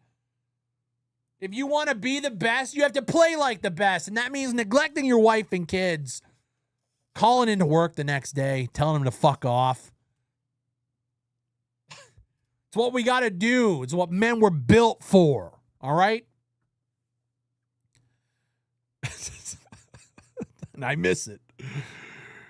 And I miss it. That's what Frosty wanted Blackout to do instead of looking after his kid. Wait, what? What happened? Wait, what happened? Back in my day vibes, bro, I'm an old man yelling at clouds, but there's just nothing better than like logging in on a Tuesday when raid reset happens and that's your raid night and you're in there for like 7 hours banging your head against the wall. And then you finally beat the first boss of a fucking 8-boss lair and you're just like, hey, fuck yeah. Bro, missed a whole convo earlier? Oh, okay, got you. So fucking tired of dads ruining games. It just is what it is, man. Like people make choices, but it's that entitlement, you know? I fully think that if you want to see end game content in an MMO, you should have to fucking earn it. You should have to make the time to get into a raiding guild. They schedule, you raid, you show up, you actually, you know, you have the pots, you have the foods, you have classes that actually mean something, you have professions that mean something, and you work as a team. You know? Frosty got tilted that I left the last few rounds of a CS2 comp game because my wife needed me to look after the little one for a bit. Oh, I get tilted too, bro. The amount of fucking times that I have paused a game of Deadlock because Blackout has to step away for reasons A, B, or C is fucking insane. But like the one good thing about Deadlock is that happens. You can pause it. And we'll pause it and it's fine, you know? The couple of times where we have paused and then you don't come back and it fucks the entire game, annoyed because we're in it for 40 minutes, you know? Yeah, fuck me for being a good dad, I guess. No, I get it. I'm not saying fuck you. I'm just saying Jesus Christ. You know? I get it. Shit happens. Shit happens. Bro, but the last couple of rounds of a game of CS, like that's brutal. Fry, are you gonna play Iron Nest when it comes out this week? I know you said it wasn't your type of game. Iron Nest, we looked at that, right? Is that an RTS? I remember looking at Iron Nest, but I'm fucking drawing a complete blank on what it actually is. Bro, I'm not gonna lie. I thought EverQuest was like dead as fuck. Hi, Kai. How are you? Like I thought the studio was dead and like the IP was dead. How old is this VOD? Oh, this is in 2019. It's 2019 right now, right? Yeah. We were losing 2 and 13. Oh, then it's over. Yeah. Yeah, no, here's the thing. Luck. If we're 2 and 13, brother, I might Alt F4 with you. Let's get the fuck out of there. straight up, dude. From the looks of it. All right, we're gonna put extended down here. R, right click hotbar, then open new bar. Oh, there's the bottom. Thank you. I basically played no games at all until junior turn 2. That's crazy. Put the stances up there. Yo, Pac, talk to you later, bro. That's pretty good. I don't think I'm gonna need a third bar. Maybe we'll see. All right. So do I have a compass? Bro, not this. This shit is way too old school for me, bro. Like, bro, seeing this is EverQuest 1 though, right? But like, you know, revamped or whatever. Seeing this and then like thinking back to like how World of Warcraft was, like it's night and day. Bro, it looks like you're playing paper characters. I can't do it. This ain't me. Go up some stairs. That's a ladder. That's not stairs. No, I get it, Blackout. It is what it is. I just like giving you shit. Hello. Can you stream in 160p for the authentic experience? I probably should. Yeah, right. EverQuest 2 is more WoW-like? Yeah, so this is EverQuest 1, right? Oh yeah, look, it's right up there. Look at that. There it is. Boop. I knew it was there somewhere. Oh God. Is there a cat up there? Shit. No, there's not. Dang, look at that. Gaming later, maybe. I'm not gonna lie. I kind of don't want to play games today. We might just fucking call it a day, dude. Man, I fucking hate cats. Brother, you watch your goddamn tongue. All right? Jeez. Okay. EverQuest still has a big community, does it? We gotta go. Oh. Where's your grandpa, bro? This ain't your What is going on up here? This ain't your grandpa. Where's your Gam? Oh, dude, I'm allergic to cats too. Listen, when Fuzz moved in, bro, she had 3 kitties, and they were cute as could be. But I'm allergic to cats. But you just do what you got to do. You do what you got to do. There were times early on, like you take allergy pills, time early on, fucking wake up in the morning, you're just stuffy as shit. It's Wait, so so annoying. Oh, God, I'm sorry. Is he dead? You just do what you got to do. Okay, hold on. That Claritin, dude, Claritin Clear, brother. Finished up with Pops, eh? Thanks for good. Thanks. Yeah, no, this shit is buns. I couldn't do this if I couldn't do that if I tried, bro. Absolutely no way in hell I could do that. No way in hell.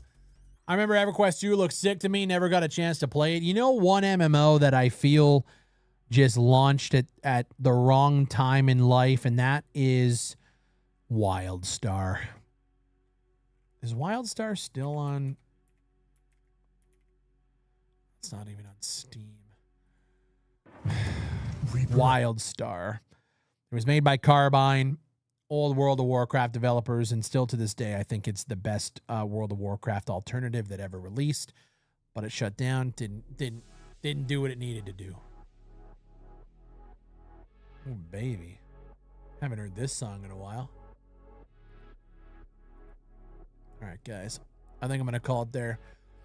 My package just got delivered. I want to go hang this floating shelf. Get that set up. Damn, WildStar looks sick. It was incredible. It was an incredible game. Gives me Ratchet and Clank vibes. Yeah, it was like World of Warcraft, but in space. And it had like active combat, but there were prompts on the ground. It had some of the greatest dungeon designs. It was awesome.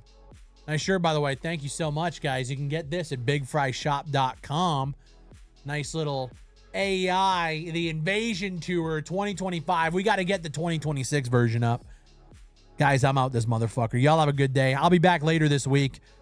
If you guys want to stick together in the Discord, I'll have the schedule posted. I think we're going to do a Monday, Wednesday, Friday this week.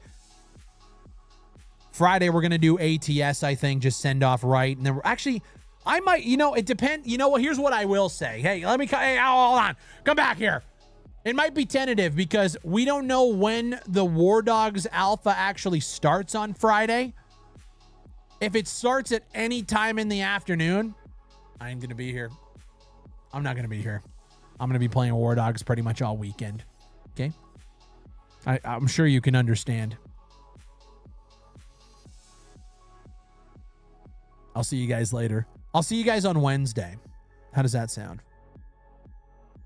Have a great day, guys. Bye-bye.